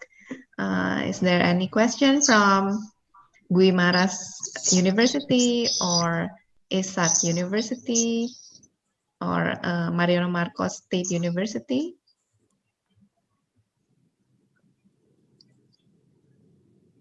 And also Tarlac University? Yes, Abdul, you want to start with your questions?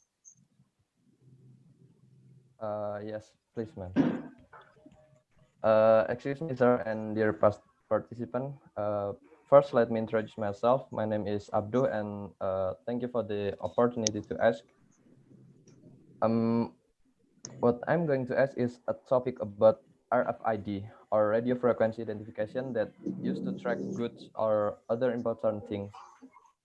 The RFID system has been applied in some technology since 2005, such as the Central Euro Bank applying this RFID technology to the euro money to track them. And the system don't require physical contact to scan the information. This is why the RFID is very suitable for the pandemic situation, that we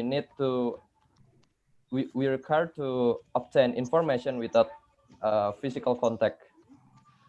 But since 2005, this technology hasn't used much, especially in Indonesia and in agro-industry sector. My question is there any obstacle to implement the RFID technology to an agricultural product that has shorter lifetime than usual product like um, automotive or other product that have a longer lifetime? Oh, Derry, yeah, is your name? Derry. Abdu. Abdu. Abdu, sir. Abdu, I have to say sorry. I'm not an expert in RFD so deeply that I can say yes or no. What I guess could be is a solution if it's a problem with RFID to use printed, so to say, printed information as the video is shown. And I guess there should be some tests how to do it and how it works. But I believe there should be already some solution which could be used. But I'm not a real expert. Maybe I heard you have a lessons last week related to IoT. Is this correct? I heard there was at 6th of November a lecture related to IoT in agrobusiness. Maybe the guys from this lecture could answer and help more in detail what you would like to know. Tonya, to know what I mean? Yes, Mr. Gerald? Yeah, there was a lecture 6th of November related to IoT. Oh, yeah. Yes, it is from Mr. Scott and Mr. Chow. Yeah, maybe Abdu could be connected to these guys again to get a clear answer to his question related to RFID. Okay, maybe Abdul can also watch the YouTube video first. Yeah. And you can also have the email account for Mr. Scott and Mr. Gregory. Okay, thank you very much, ma'am and sir. You're very welcome. Next, we have also Zubir, but I cannot find his name. Maybe he write his name in a different name. Can Zubir raise his hand or maybe chat on the chat box? Because I cannot find his name, so I cannot give him the permission to unmute himself. Oh, there's a question from Alilin Caprio. Wait a minute, Alilin. Ma'am, can Yes? I ask question? Yes, Ridoni, you can. And after Ridoni, we can have the question from Alilin. Ridoni, you may start. Okay, so this is just small things that I wanted to ask since the first time I heard about revolution of industry 4.0. And my question is not only connected to the agro industry, but more towards to the whole industry section. Please again. Yeah, my question is not only talking about the agro industry, but more towards to the all industry section. Yeah, okay. Okay. We all know that industrial management is related to a division in organization structural called PPIC, or production planning and inventory control. And because we control and manage the industry, also the factory as well, and as the mastermind of the production sector, we need to have a guide to run production. So what I wanted to ask is, do we really need to follow the the guide that is related to the industry 4.0 and involve every computerized system to run the production, or we can apply our own method that can be more efficient to do in making some specific product. That's it. I guess, yeah. I guess the truth is in between. On the one hand side, it makes sense how we do or how we act in industry if there are some examples from the past which was very successful. And Industry 4.0 is, so to say, one example which is successful to use IoT, to use cloud, to use information technology to connect more or less all partners, for example, of the supply chain together and to exchange information, data, whatever is needed. This is on one hand side an example. Yes, we have in agribusiness as well tractors, we have machines which collect data. We have in addition we have climate, the same we have in industry. In industry, in some areas, we need to put machines in a special room, which are cooled or which are very, very clean. So there is a lot of possibilities to combine good experience from a partner technology. Yes, but on the other hand, if we find on the way to develop agribusiness, there are some needs for develop tools and methods further. Yes, why not? It is allowed to do so, and to ask question if we would like to install in agrobusiness some methods or tools.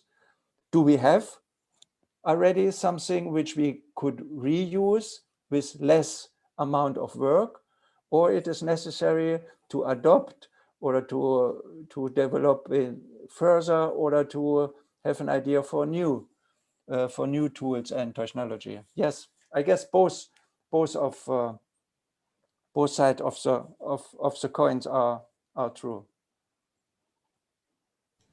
Point. Okay, so does it mean if we not apply the technology or 4.0 technology in our production system, does it mean our quality of production will be left behind, or maybe not better than the others production that using the industry 4.0 system? I don't think so. Let's give you an example.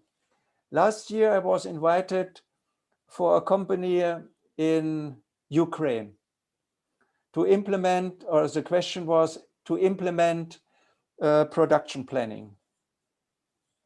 It's a small company, and my idea was, and as well as the expectation from the management, okay, it is common use in industry to have IT system solution.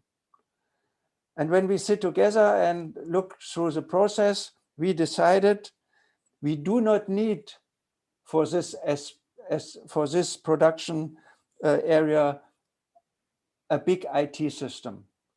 We run production planning with small sheets of magnetic paper on a metal plate in the workshop.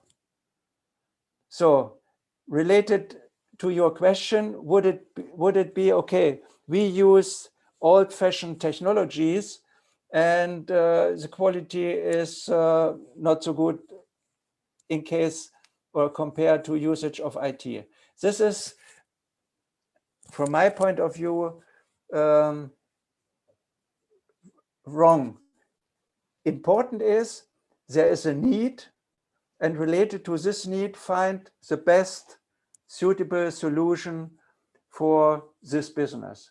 Means could be, yes, high sophisticated software, or do it manually it doesn't mean that the use of so-called old-fashioned technology with a board and with magnetic cards is not so high quality, or is not so high.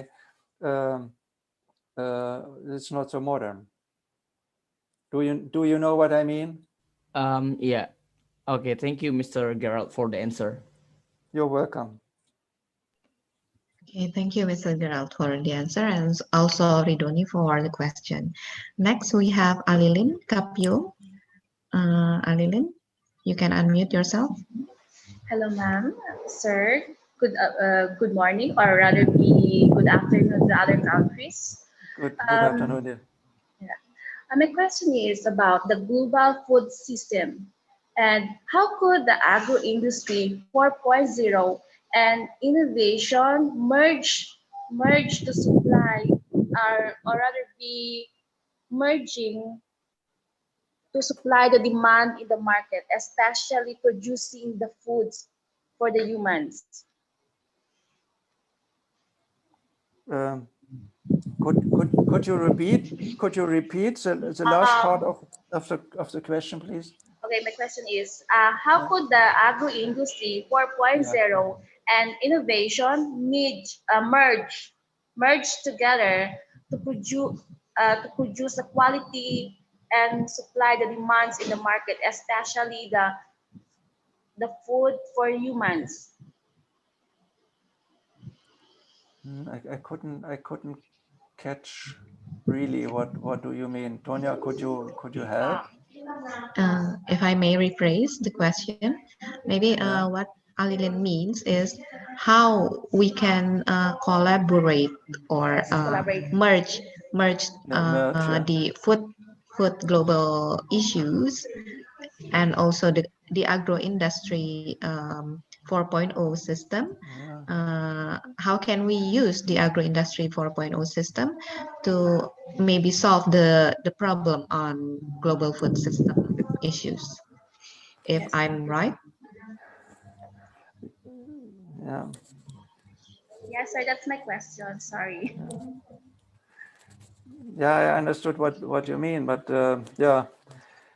If I had a real answer, yeah, maybe I don't want to sit here in Herxheim in Germany in the landscape. I guess it is a step-by-step process we have to go through. Going back to the small video from MNSB in Indonesia, what we showed.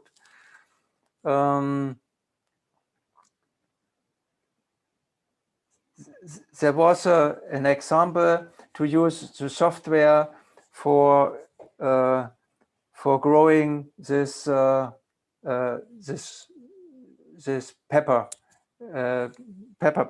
plants, this hot pepper plants, to collect the data step by step, and at the end to have the first time the information what are the amount of work we have to spend, or they have to spend, and calculate a price, and as well transparency to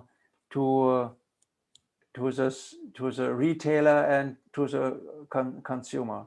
And I guess this is a small step in the first way to say, okay, today we produced with the amount of, I don't know, for example, 100 hours this product, and use 100% of our water resources and so on.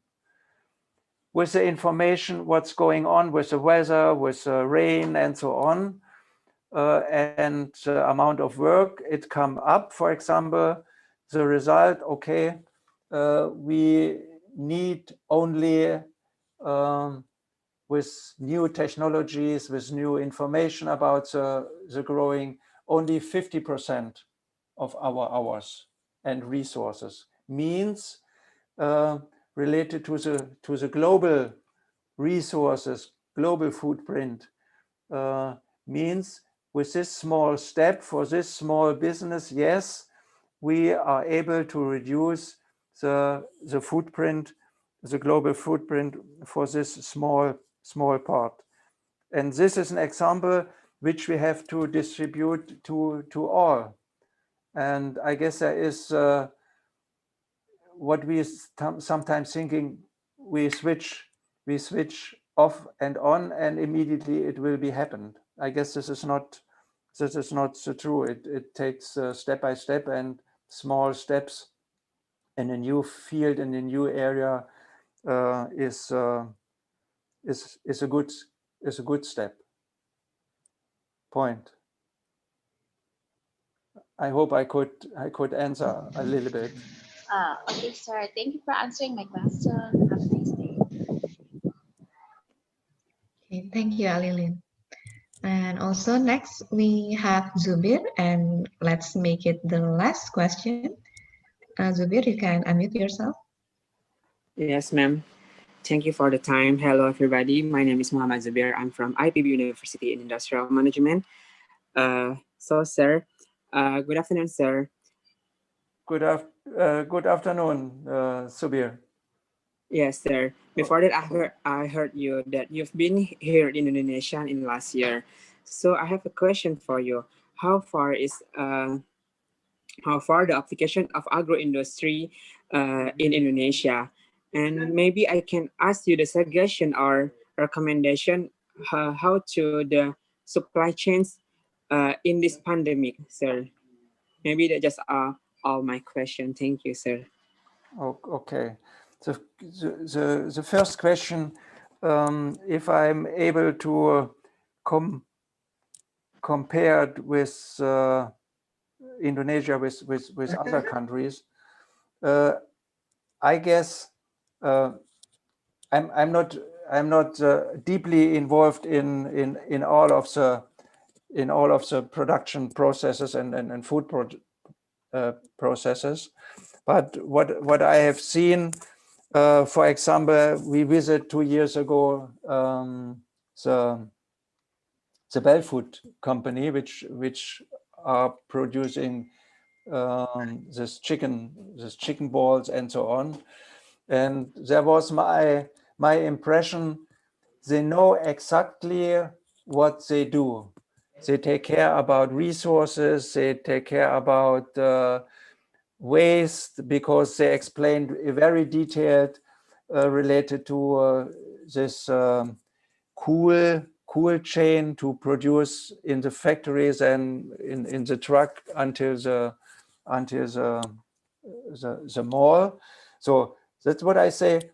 They know exactly what they are doing in detail.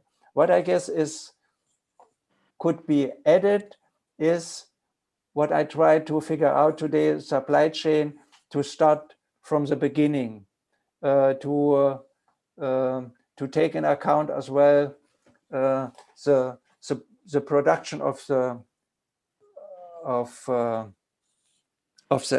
animals, to make sure they have each and every time the right meat available for their production, because they explain to us there are a lot of waste in the mall because there is a date on the food and the date is over and then you have to waste it. This was one of the big problems or big challenges they explained to us. They would like to do something in this area. So means there are good opportunities to improve the whole supply chain, and with you as with us as engineers to have the whole chain in view and not concentrate only on small things. Because I think the technology, the farmers itself are highly expert, but mostly I see it in Germany as well. You stick on a small problem and no chance, or you don't see the whole picture. maybe I guess this is on the right way. The second part of the question was? The second question is, what is your suggestion or a recommendation for the fluency of supply chains in this in this pandemic, sir? Yeah, we struggle, or what we see nowadays. There is no Indonesia, no Germany, no France, no US, no England, no Netherlands separated. We are international connected, and I guess it is okay so, because we have different knowledge and we use our knowledge, and you do not need to produce, for example, cars or whatever, and so we exchange worldwide our products. But it shows us, if something happened worldwide, we are in big trouble, because nobody take really care in the past what's going on. It works, and if something works, nobody take really care. So, and that's why I guess this view on top, and take care, transparency, what's going on, what's happened in the future, to concentrate maybe a little bit more as well on local production, and make sure that some critical products like food is always available without interruption of international supply chain. But some influences will be there, because we are 2020 and not 19 or 1870, where the world was more or less separated, and if something happened, it takes a month to get the information from US to Europe, or from Asia to Europe as well. And now immediately WhatsApp, everybody is knowing what's going on. Hope I could answer a little bit what you was requested. Yes, sir. Maybe answer the question, sir. Thank you, Muhammad Zubir, for the questions and also your excitement. Okay, because we have a limited time, maybe if you are willing, we have one more question from Wulan Safitri. This is the last question. Wulan, you can unmute yourself. Yes, thank you, Ms. Tanya. Yeah. Hello, Mr. Geral. My name is Wulan Safitri from Industrial Management Program Studies. I want to ask, as a PPIC, one of them is prepared to design an effective SCM, supply chain management. So in industrial management, we study about that. Meanwhile, we know that there are currently many challenges that we have to face from external and internal environmental influence. Also, development of industrial technology 4.0. And we know that chain of supply chain management very long. How do we meet this challenge, and what are the important areas we should focus on? Thank you, Mr. Geral. Hi, Wulan. Could you repeat a little bit the last part of the question? What would you like to combine in the supply chain, as I understood? We know that there are currently many challenges that we have to face from external and internal environmental influence. Also, development of industrial technology 4.0. And we know that chain of supply chain management very long. How do we meet this challenge, and what are the important areas we should focus on? Maybe when we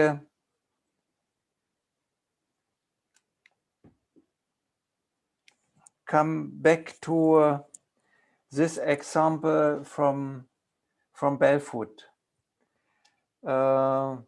which we discussed several times, and what make clear the part of the environmental external, for example, influences. When it comes to the delivery of the chicken balls to the mall, for example, then we find out that most of the time the malls have to waste the food after the usage day is over. So one example for an external influence could be the season of the year, or could be the holidays, something like this. So means with this information and the statistic from the consumer, how many meatballs they buy during this time, we have at the end statistic information which we can use for distribution from the producer to the mall the next time. So means, for example, if it comes to a holiday and people stay at home, they buy much more food compared to normal days, for example. So the next time there is a holiday, okay, we have with this statistic information from this external event, this learning curve, and can say from the producer, Belfoot, okay, the next holiday is coming and we have to increase our production. In the meantime, okay, we do not need so much to produce and to distribute.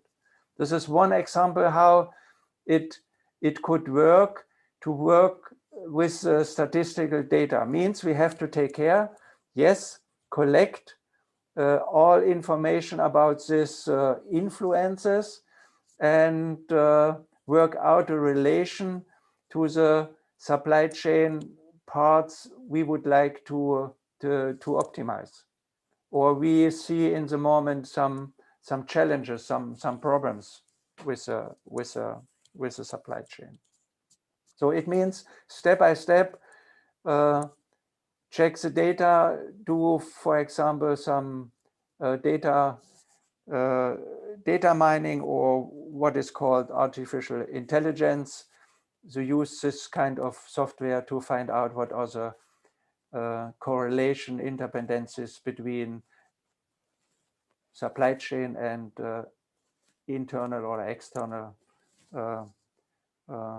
events in the business or in the world. Yeah. Was this part what you expected, or should I start again? Wulan, is it? Wulan? Yeah, Okay. yes. Thank you, Mr.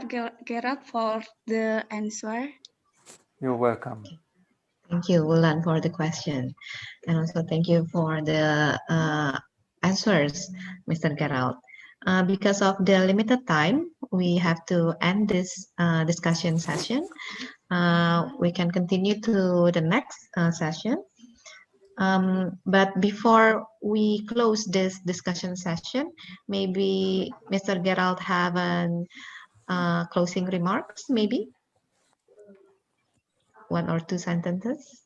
Yeah, I have one. First, I have to say I'm very proud that I could be, or that I was invited from University of Bogor IPB 2 years after my first time in Bogor.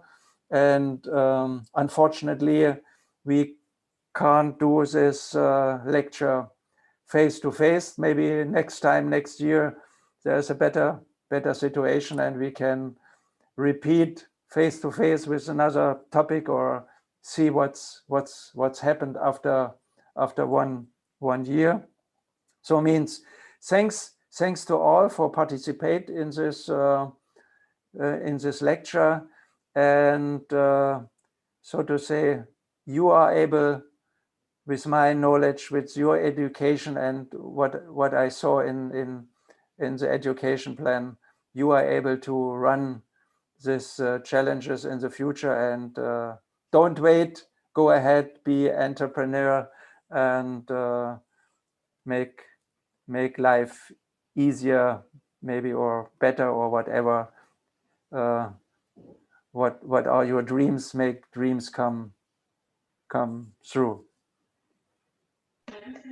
Thank you, Mr. Gerald, for your amazing for your amazing words for us.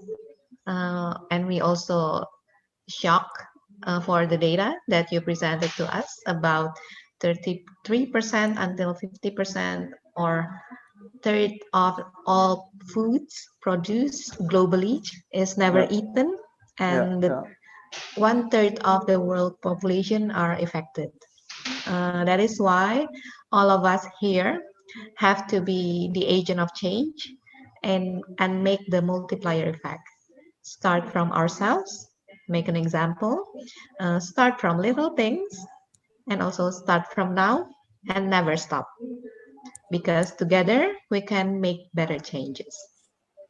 Okay, before we continue to the next schedule, we want to present a tribute from Management of Industrial lecturer and also students that will presented by Mr. Purana, the head of Management of Industry Study Program. Mr. Purana, the time is yours, and I will help with the screen sharing.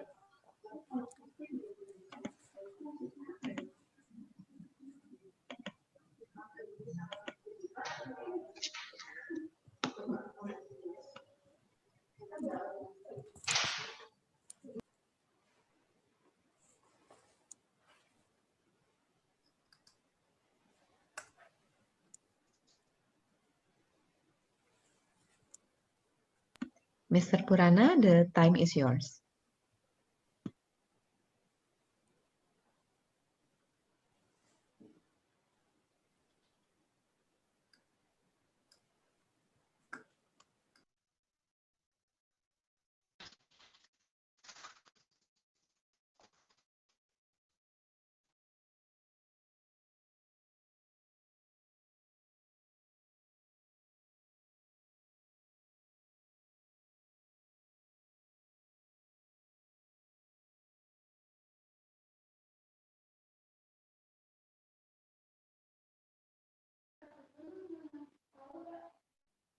Okay, it's like puzzle of photo is a student. Can use can you put this picture and computer gallery, Mr. Gerald? Thank you for your presented to us, and thank you very much. I'm very happy to be here with you in online class like this. Thank you very much, Mr. Gerald. You're welcome. It was a pleasure to me. Yeah, this is a compilation of our students and lecturers' photograph that we combine and make a, let's say, a mosaic of your picture. Yes. We have this one and also the other one, a caricature, and this one. It says, the way you teach, the knowledge you share, the way you care, it is our privilege to call you our teacher. Thank you very much.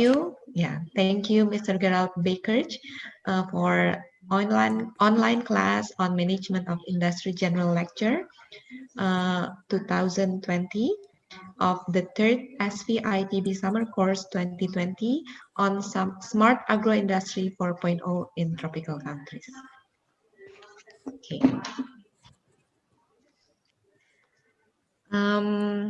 I can stop my screen share now.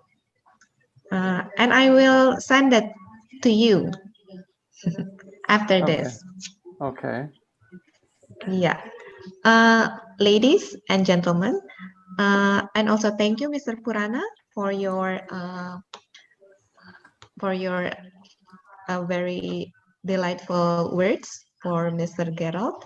And ladies and gentlemen, due to our limited time, I am sorry because not all of the questions we can read today.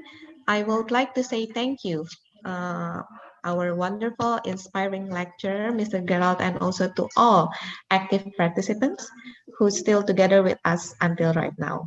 Well, we are now at the end of the session, but before we close it, I would like to conclude for the event. Thank you for the M&A lecturers and also students for participating in this general lecture. All of you can give a big applause by clicking the clap hand icon. Thank you so much. And also,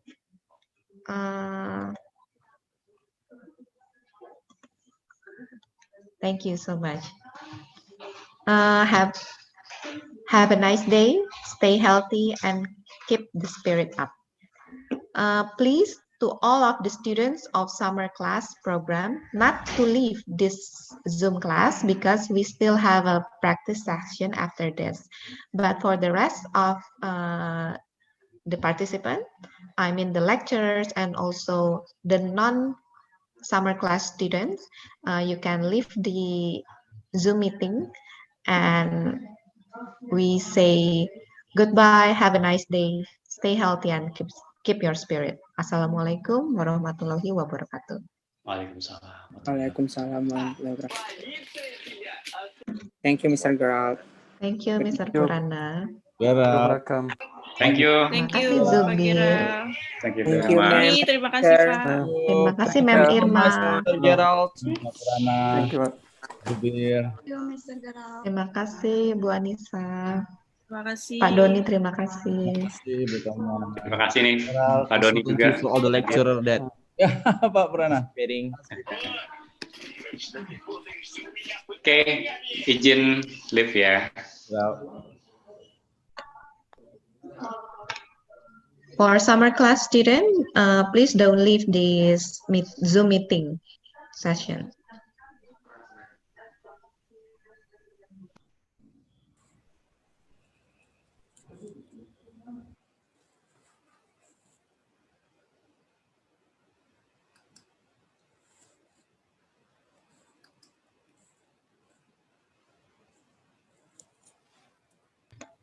I'm sorry, I'm still muted.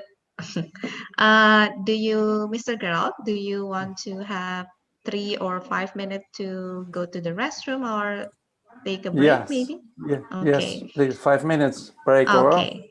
Okay.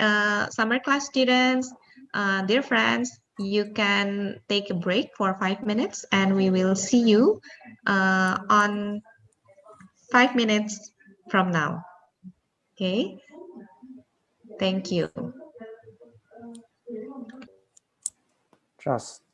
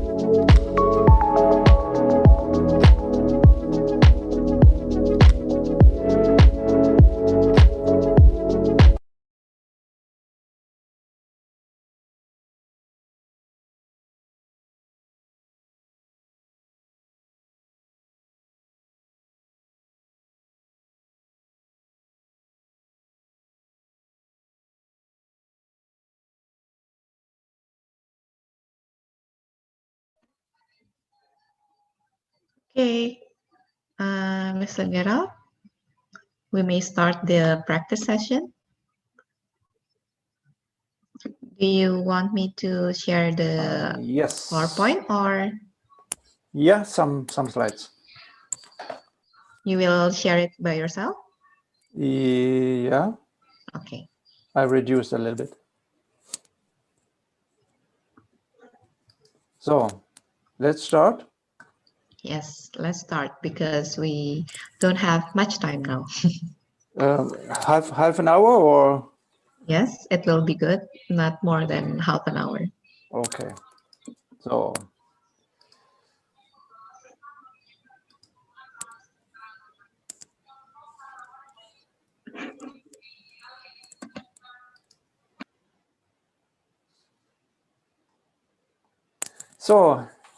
hello again, summer course group of students.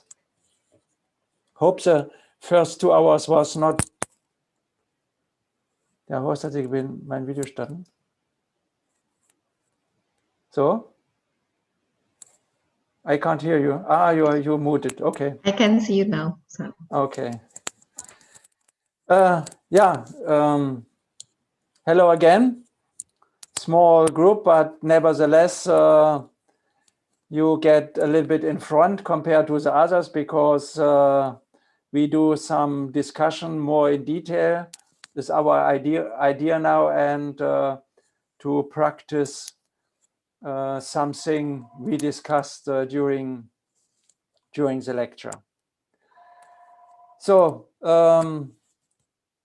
I have prepared some small slides to guide you a little bit through the discussion, and after this, feel free to discuss, raise your hands, discuss which is other, discuss with Tonya, discuss with me, whatever you like to finalize this session in this afternoon. Yeah, yes. Yeah. So what we would like to do now, to discuss kind of concept idea for balancing part of a food supply chain with the help of agribusiness 4.0 technology. For example, could be artificial intelligence related to some questions before, where one of the students asked, what do we do with this amount of collected data, and how do we bring them in relation to external, internal circumstances or events which going on beside. So food production, food consumption, how to balance. This is one of the most asked questions when it comes to industry and as well to the mall, for example, to us as a consumer. Sometimes we would like to have a pizza with onion, but it's out, and we have to take another one. On the other hand, the producer say, okay, if I would like to know that you would like to have pizza with onion, I would like to produce for them. But the information between them are not every time coordinated, and that's why I guess it's a good idea to have some view on this topic. I coming again with my bird eye view because we would like to take in account much more than one or two small pieces of this cake. We have to take care about a complete overview. What's going on around this food supply chain if we start from food production to food consumption? We have to collect a lot of consumer data. As I know, each and every mall, for example, each and every retailer know what's going on in its business. They know what are on the shelf. They know what they delivered. They know what we buy. They know exactly what are the prices they take from us, consumer. They know exactly related to some discount prices, and they know exactly what is a wasted volume because the date is written down on the food, and after this date they go through and waste a lot of food out of the shelf. So first, consumer data we have to deal with. Second, on the beginning of the supply chain, we have the production. The food producer know exactly about their production volume. They know exactly what is stock volume. They know exactly what and when they delivered. And they know exactly as well what they have wasted because the malls say, no, we don't want this food at this moment. And unfortunately, the date is over and the producer has already to waste some food by themselves. So we have a framework condition. Means we know what's going on beside holiday, weather, anniversaries, events, crisis. We spoke about Corona. This data framework condition are mainly known, but at the moment, I guess, seldom used for think about how to balance food production and food consumption. So, means what we call big data available. And then we have to think, what are the business strategies? There was a question as well from students before, how to interact between the environmental situation and the production and the strategy. What we would like to do, what is a strategy? Is this related? We have to reduce dramatically the food waste. Then we know something is wrong related to the storage or demand and request.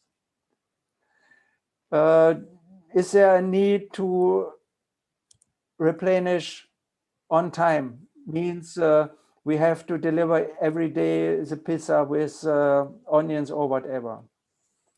Or do we have too much on stock, or what is related to stock strategy?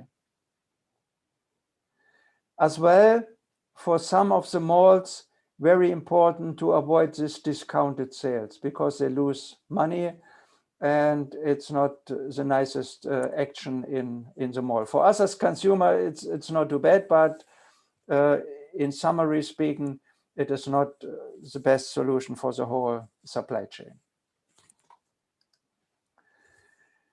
We have food supply chain constraints as well.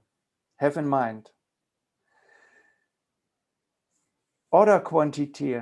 It doesn't make sense, for example, to deliver only one pizza per day with one truck. So there will be, so to say, nice quantities which make sense to deliver. Maybe a package of 100 pizza from the same sort, it's quite common, or something like this. So we have to take care, for example, if it's a cold chain, especially in summertime, it needs to be frozen the whole time, about -8, -10 degrees or something like this. So this data, consumer production data framework, food supply chain constraints, business strategies, there is already software on the market which is able to work with all this data. The famous name is artificial intelligence.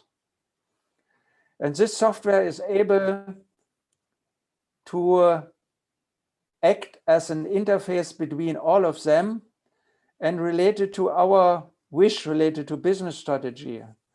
We will get some proposals how to run our supply chain. Means in both directions. In one direction, to have a clearer picture about a demand forecast. This is more or less important for the producer, so that he know, okay, in summer, the people like to have more pizzas with onion instead of pizzas with fish, something like this. And on the other hand, how should the logistics, replenishment, the stores per product, per timestamp, so that we have at the end a lot of rules. How could we run our business, food production until food consumption more productive, more effective without big waste or losses on food. This is what we have to take, for example, in account if we speak about food supply chain in this area, production, consumption. And the good thing is all information are there in different data stores. But our job with our bird eye views is to combine them and to have a vision how could we run this food business in the future much more effective and with less losses. So now I would like to propose some question, helping hands for our discussion in the next 30 minutes. What could be, with your eyes, with your experience, where you have trouble, so to say, with some supply chains, what could be a potential consumer group, supermarket canteen, for example, what you would like to think could be improved, or would you like as an industrial engineer improve? What do you think are, for example, main challenges for the management of this potential consumer group?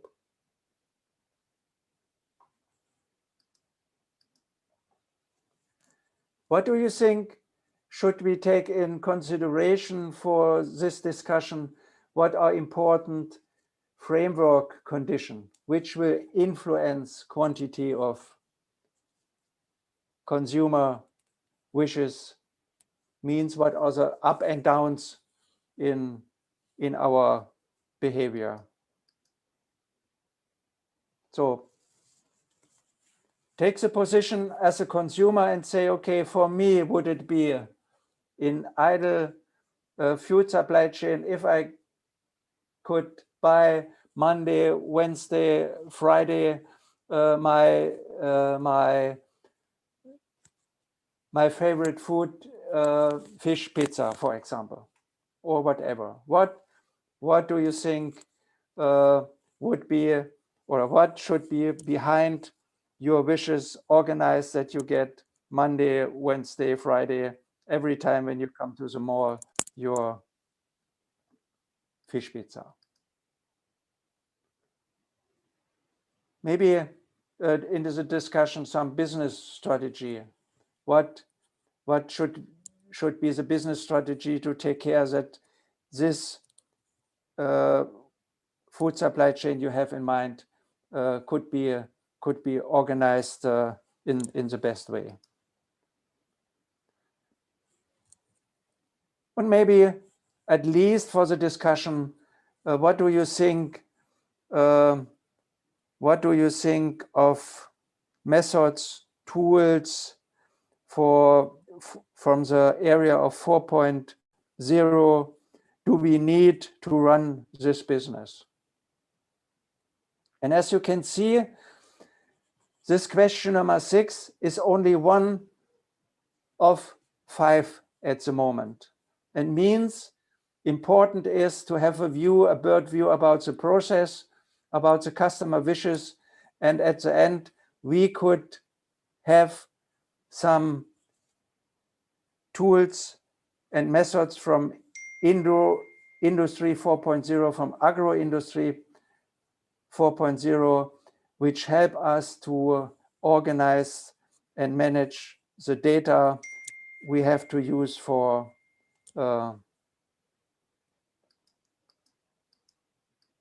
I jump over.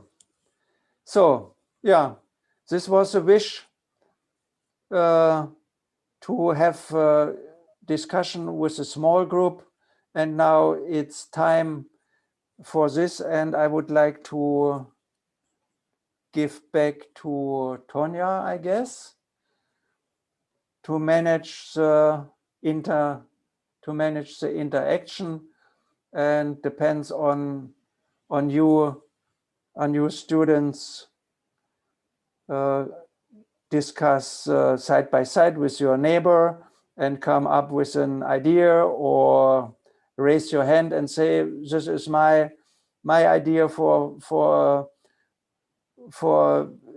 idle supply chain, because I would like to have Monday, Wednesday, Friday, a fish pizza or whatever you have in mind, and what is missing. And maybe you could come up as well with an idea, maybe for an assignment next time in your class with your teacher, with your teacher, to say, okay, Mensch, there was a good idea in our discussion. We can improve some of the supply chain we face every day and help the producer and the logistic and us to fulfill our wishes every day we are going in the mall or in the canteen, whatever you have in mind. Point. Okay, thank you, Mr. Gerald. For all of the students, this is an open discussion, like Mr. Gerald mentioned before on the slide. May I also share your slide? This one, on this one, this is not an assignment that is homework. This is not an homework assignment. So we want to make a conclusion for the next 20 minutes. I hope all of you have each one of you have a conclusion, or maybe each group have a conclusion about at first, what is the local trouble on your local area? Maybe at the canteen, or maybe at the on your neighborhood, maybe or on your mini market near your house, or maybe there's a traditional market near your house, maybe, or maybe you are a growing entrepreneur who is producing maybe food goods, maybe, or growing plants, and you are selling them. So what is the challenges of your maybe your business, or maybe on your neighborhood, and you can maybe have an idea. Maybe you can throw that into the forum, and maybe your friends, maybe from other countries or other region, can make the can offer the solutions for the challenges that you have, and we can make it a discussion for this one. What about this, Mr. Gerald? Yeah, sounds great. And I know you have what you call traditional market, because maybe it is as well an input consumer group, which are quite common in your area. Yeah.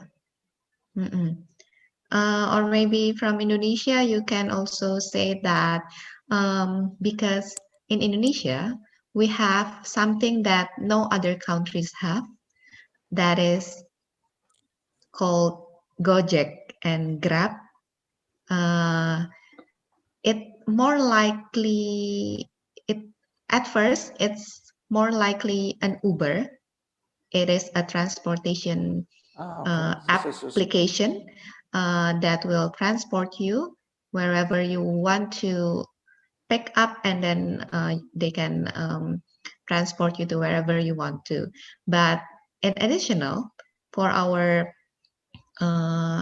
Grab and also Gojek, they also have another additional variety, like they can buy us food for us. They can also shop for us. They can also clean the houses for us. Well, they pretty much can do almost everything that can make our lives easier. Even just for buy sellotape, because, or maybe we go to our office and then we forgot our keys at home, we can deliver them to pick out our keys for us. As simple as that. So there is many things that maybe this can maybe give an idea for the students who are not from Indonesia, because this is only at Indonesia, and this is a unique application that we have. Okay, there is a chat.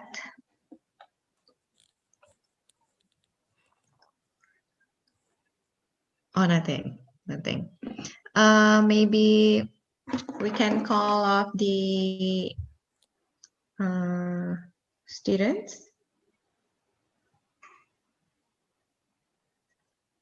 We have the PIC of each groups. We have Syafira Aulia Rangganis. Syafira, you can unmute yourself, or maybe Genaya Sukma Nabila. Ridoni Chandra from Group 1. And Yeah, Hannah ma'am. Raf. Yes. Can you mention your name? Yeah, my name. Or Ridoni. Yeah, Ridoni. Yeah, it's Ridoni.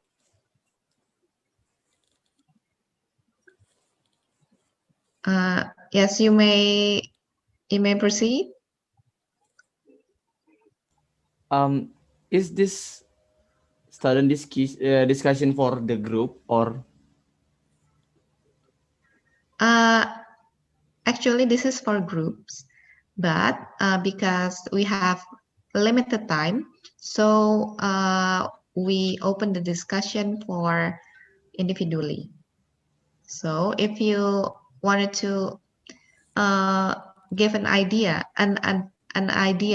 to the forum here, so you can say in my local area, we have a problem.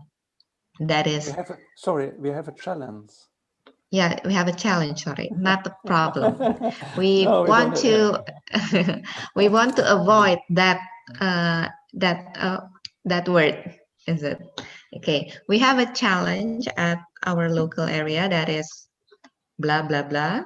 And then maybe the other can give solution for you. That's for an example. Maybe Hana Rafflesia can give a challenge to us, or maybe Genaya.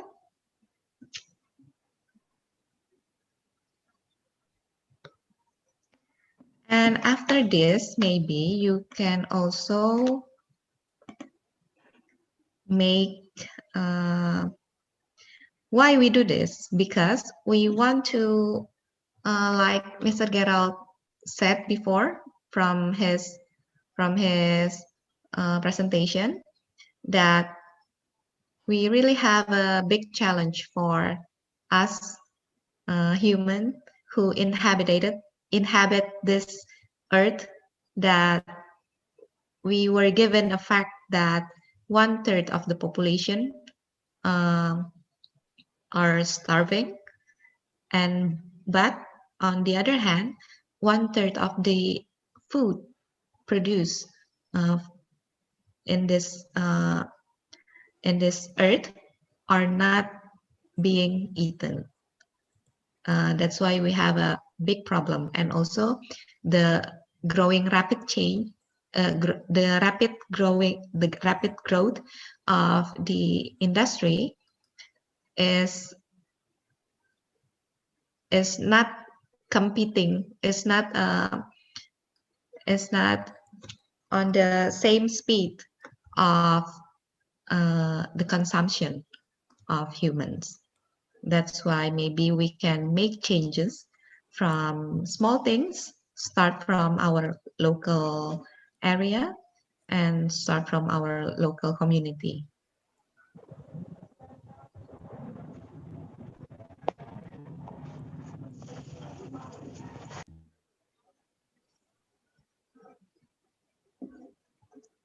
Okay, and maybe if you want to have something to say, and maybe you have any challenges that you want to provide to this forum, we can make for the next one is like this one. May I show on the screen?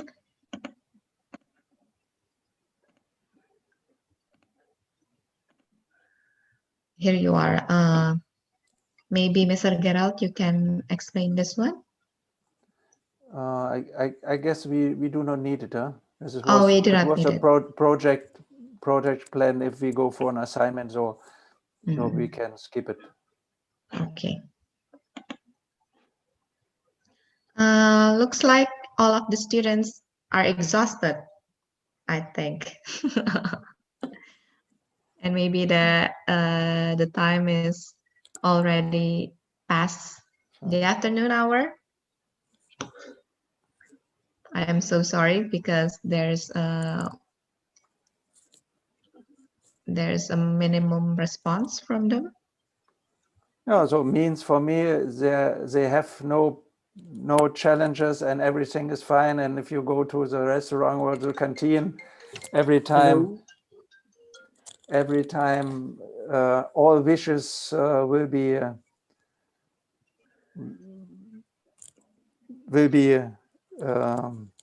how to say in English, all wishes could be fulfilled. Yes. So okay, then next time you go to the canteen, don't blame. Everything is fine. Nobody will take care about you. Okay. For the students, if you maybe have questions related to your project or related to your individual competition, you may ask now. Maybe Mr. Gerald can give you ideas for your competition posters, for the social issues maybe, or for the industrial agro-industry 4.0 issues. Hello, ma'am. Good afternoon. Yes, good afternoon, Alilin. I would like to ask about the individual competition of poster. If we make the video, so no need to post the poster direct to the, what do you call this one? Okay. If we make the individual poster, we need to do a short film, right? A short video. Then after that, yes. Then after that, the poster separately we send to Evita. Yes, you send the poster, you upload the poster on the Avieta, and then also you post your video on your social media, either it's Instagram or IGTV or YouTube or any other social media, and then you copy the link and paste it into the window on the Avieta assignment for poster competition. Okay, ma'am. Thank you. Okay. Yeah, Okay, I Mr. guess. Gerald. Yeah, I guess it's not. I struggle as well sometimes when we are together in a net meeting and no face to face, and it's not easy to raise discussion in this way. But step by step, I guess it's getting better and better. But nevertheless, it is already 5:30, or yes, half past 5 in Bogor. Maybe it is raining and you have to sit a little bit more in the conference room before you go out. It's okay. I am so sorry because there's a minimum response from them because this is a great opportunity for them to give questions and also have a discussion with you. But maybe we can, well, we can say we can wrap up this session and I have only one, maybe I have one wish. Maybe I have one wish. It would be great for me, maybe if one or two assignments are coming out of this lecture and this food supply chain possibility for optimization. Maybe in the future, next spring or whenever, you finally discuss this topic in your education plan, and find out some projects which could be arranged or could be realized based on our discussion today, and you see some progress in different areas. This would be my wish out of this theory to act. And as I learned, there are a lot of entrepreneurs in your university after study or already beside study to have some ideas for improvement in all areas of social or business life. So, and then I would like to say thanks for hearing my lecture, and hopefully it was not too boring. What I put together for you. Thanks a lot. We are the one that have to be so much indeed grateful for your time on making the presentation and also providing us your time for us. And also I will keep that on my mind, and I will incorporate that task with my next lecture. Okay. Once again, I want to thank you so much for your time, and also for the students summer course students. This is our last, not the last, but the second last of our online class. The last one is on Wednesday, but tomorrow we will have a group independent work start from morning. You will make it independently with your own groups. And also we want you to watch the virtual video field trip, virtual reality field trip that will be provided on the FYETA. And after that, on 1300 hours or 1 p.m. Indonesia time or 2 p.m. Philippine time, we will have the industry speakers and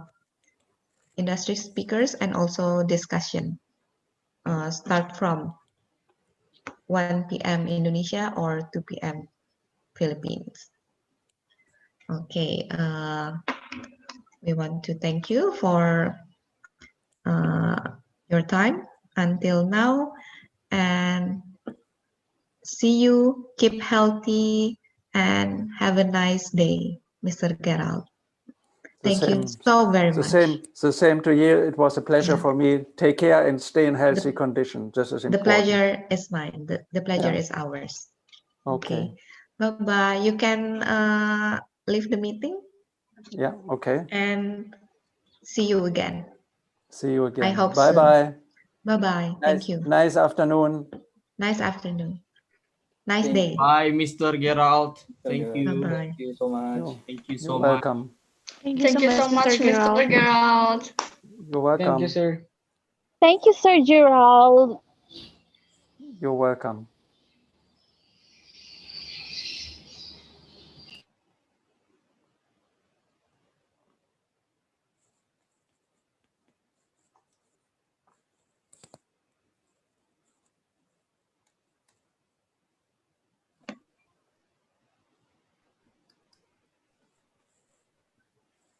I will end this meeting for all. Thank you, ma'am. Thank you, ma'am.